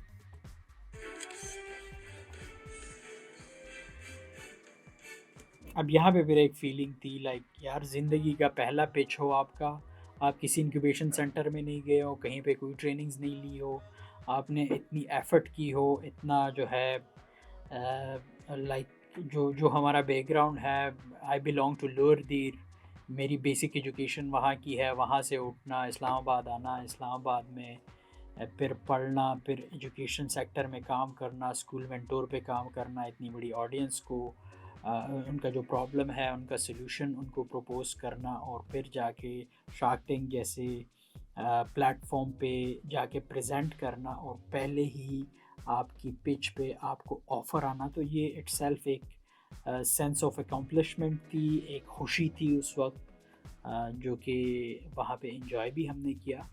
और इसके बाद फिर कुछ वो इंटरव्यूज़ भी किए, जिसमें एक इन्होंने यहाँ पे ऑन एयर किया। इन्वेस्टमेंट से ज़्यादा मेरे जहन में ये चल रहा था कि शार्क्स ऑन बोर्ड होंगे। एग्जैक्टली, इन्वेस्टमेंट चूँकि इतनी नहीं थी, ऑलरेडी हमने 5 करोड़ की है, तो 2 करोड़ की इतनी कोई इन्वेस्टमेंट नहीं थी कि इतनी हमने इक्विटी दी। लेकिन ये जहन में ज़रूर था कि यार अलीना नदीम अगर ऑन बोर्ड होती है, जो कि EJUFI की फ़ाउंडर है, यहाँ पे एक कामयाब स्टार्टअप माशाल्लाह से रन कर रही है, रबील वड़ाइच हमारे साथ ऑन बोर्ड होते हैं, जो सरमायाकार के फाउंडर है वेंचर कैपिटल फर्म के। उनका इतना ह्यूज एक्सपीरियंस है, स्टार्टअप्स के साथ उन्होंने क्लोजली काम किया है, पाकिस्तानी मार्केट को समझते हैं। तो वो लोग ऑन बोर्ड होते हैं, हमारा विजन अलाइन होता है, हम इसको बहुत आगे और बहुत तेज़ी से इसको आगे लेके जा सकते हैं।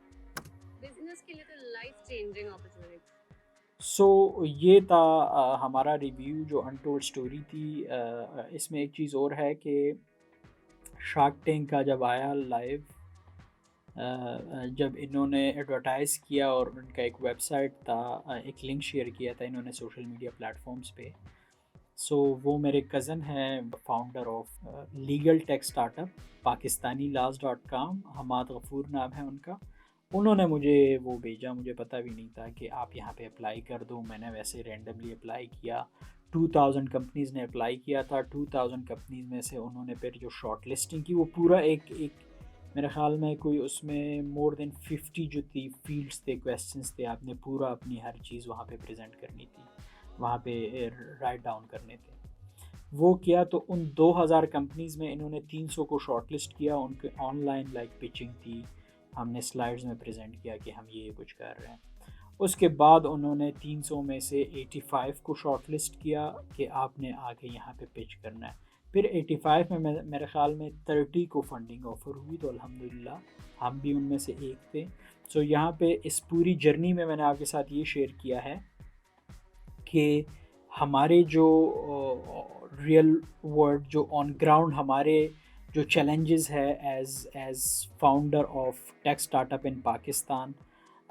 फिर शार्क टैंक की जर्नी सारी आपको एक्सप्लेन की, अपना प्रोडक्ट एक्सप्लेन किया, साथ ये भी बताया कि क्या आपको करना चाहिए, क्या आपको नहीं करना चाहिए। सो आई होप कि आपको इससे इस्तेफ़ादा हो गया होगा। इंशाल्लाह आपने मुस्तक़बिल में कि शार्क टैंक में प्रेजेंट करना है या कहीं पे भी प्रेजेंट करना है, सो इससे आपको आइडिया हो गया होगा। मैंने एक जो हमारी जो मेरी जेन्युइन फीलिंग्स थी कि किस मोमेंट पे मैंने क्या फ़ील किया, वो मैंने आपके साथ शेयर किया। तो आई होप कि आपको पसंद आया होगा।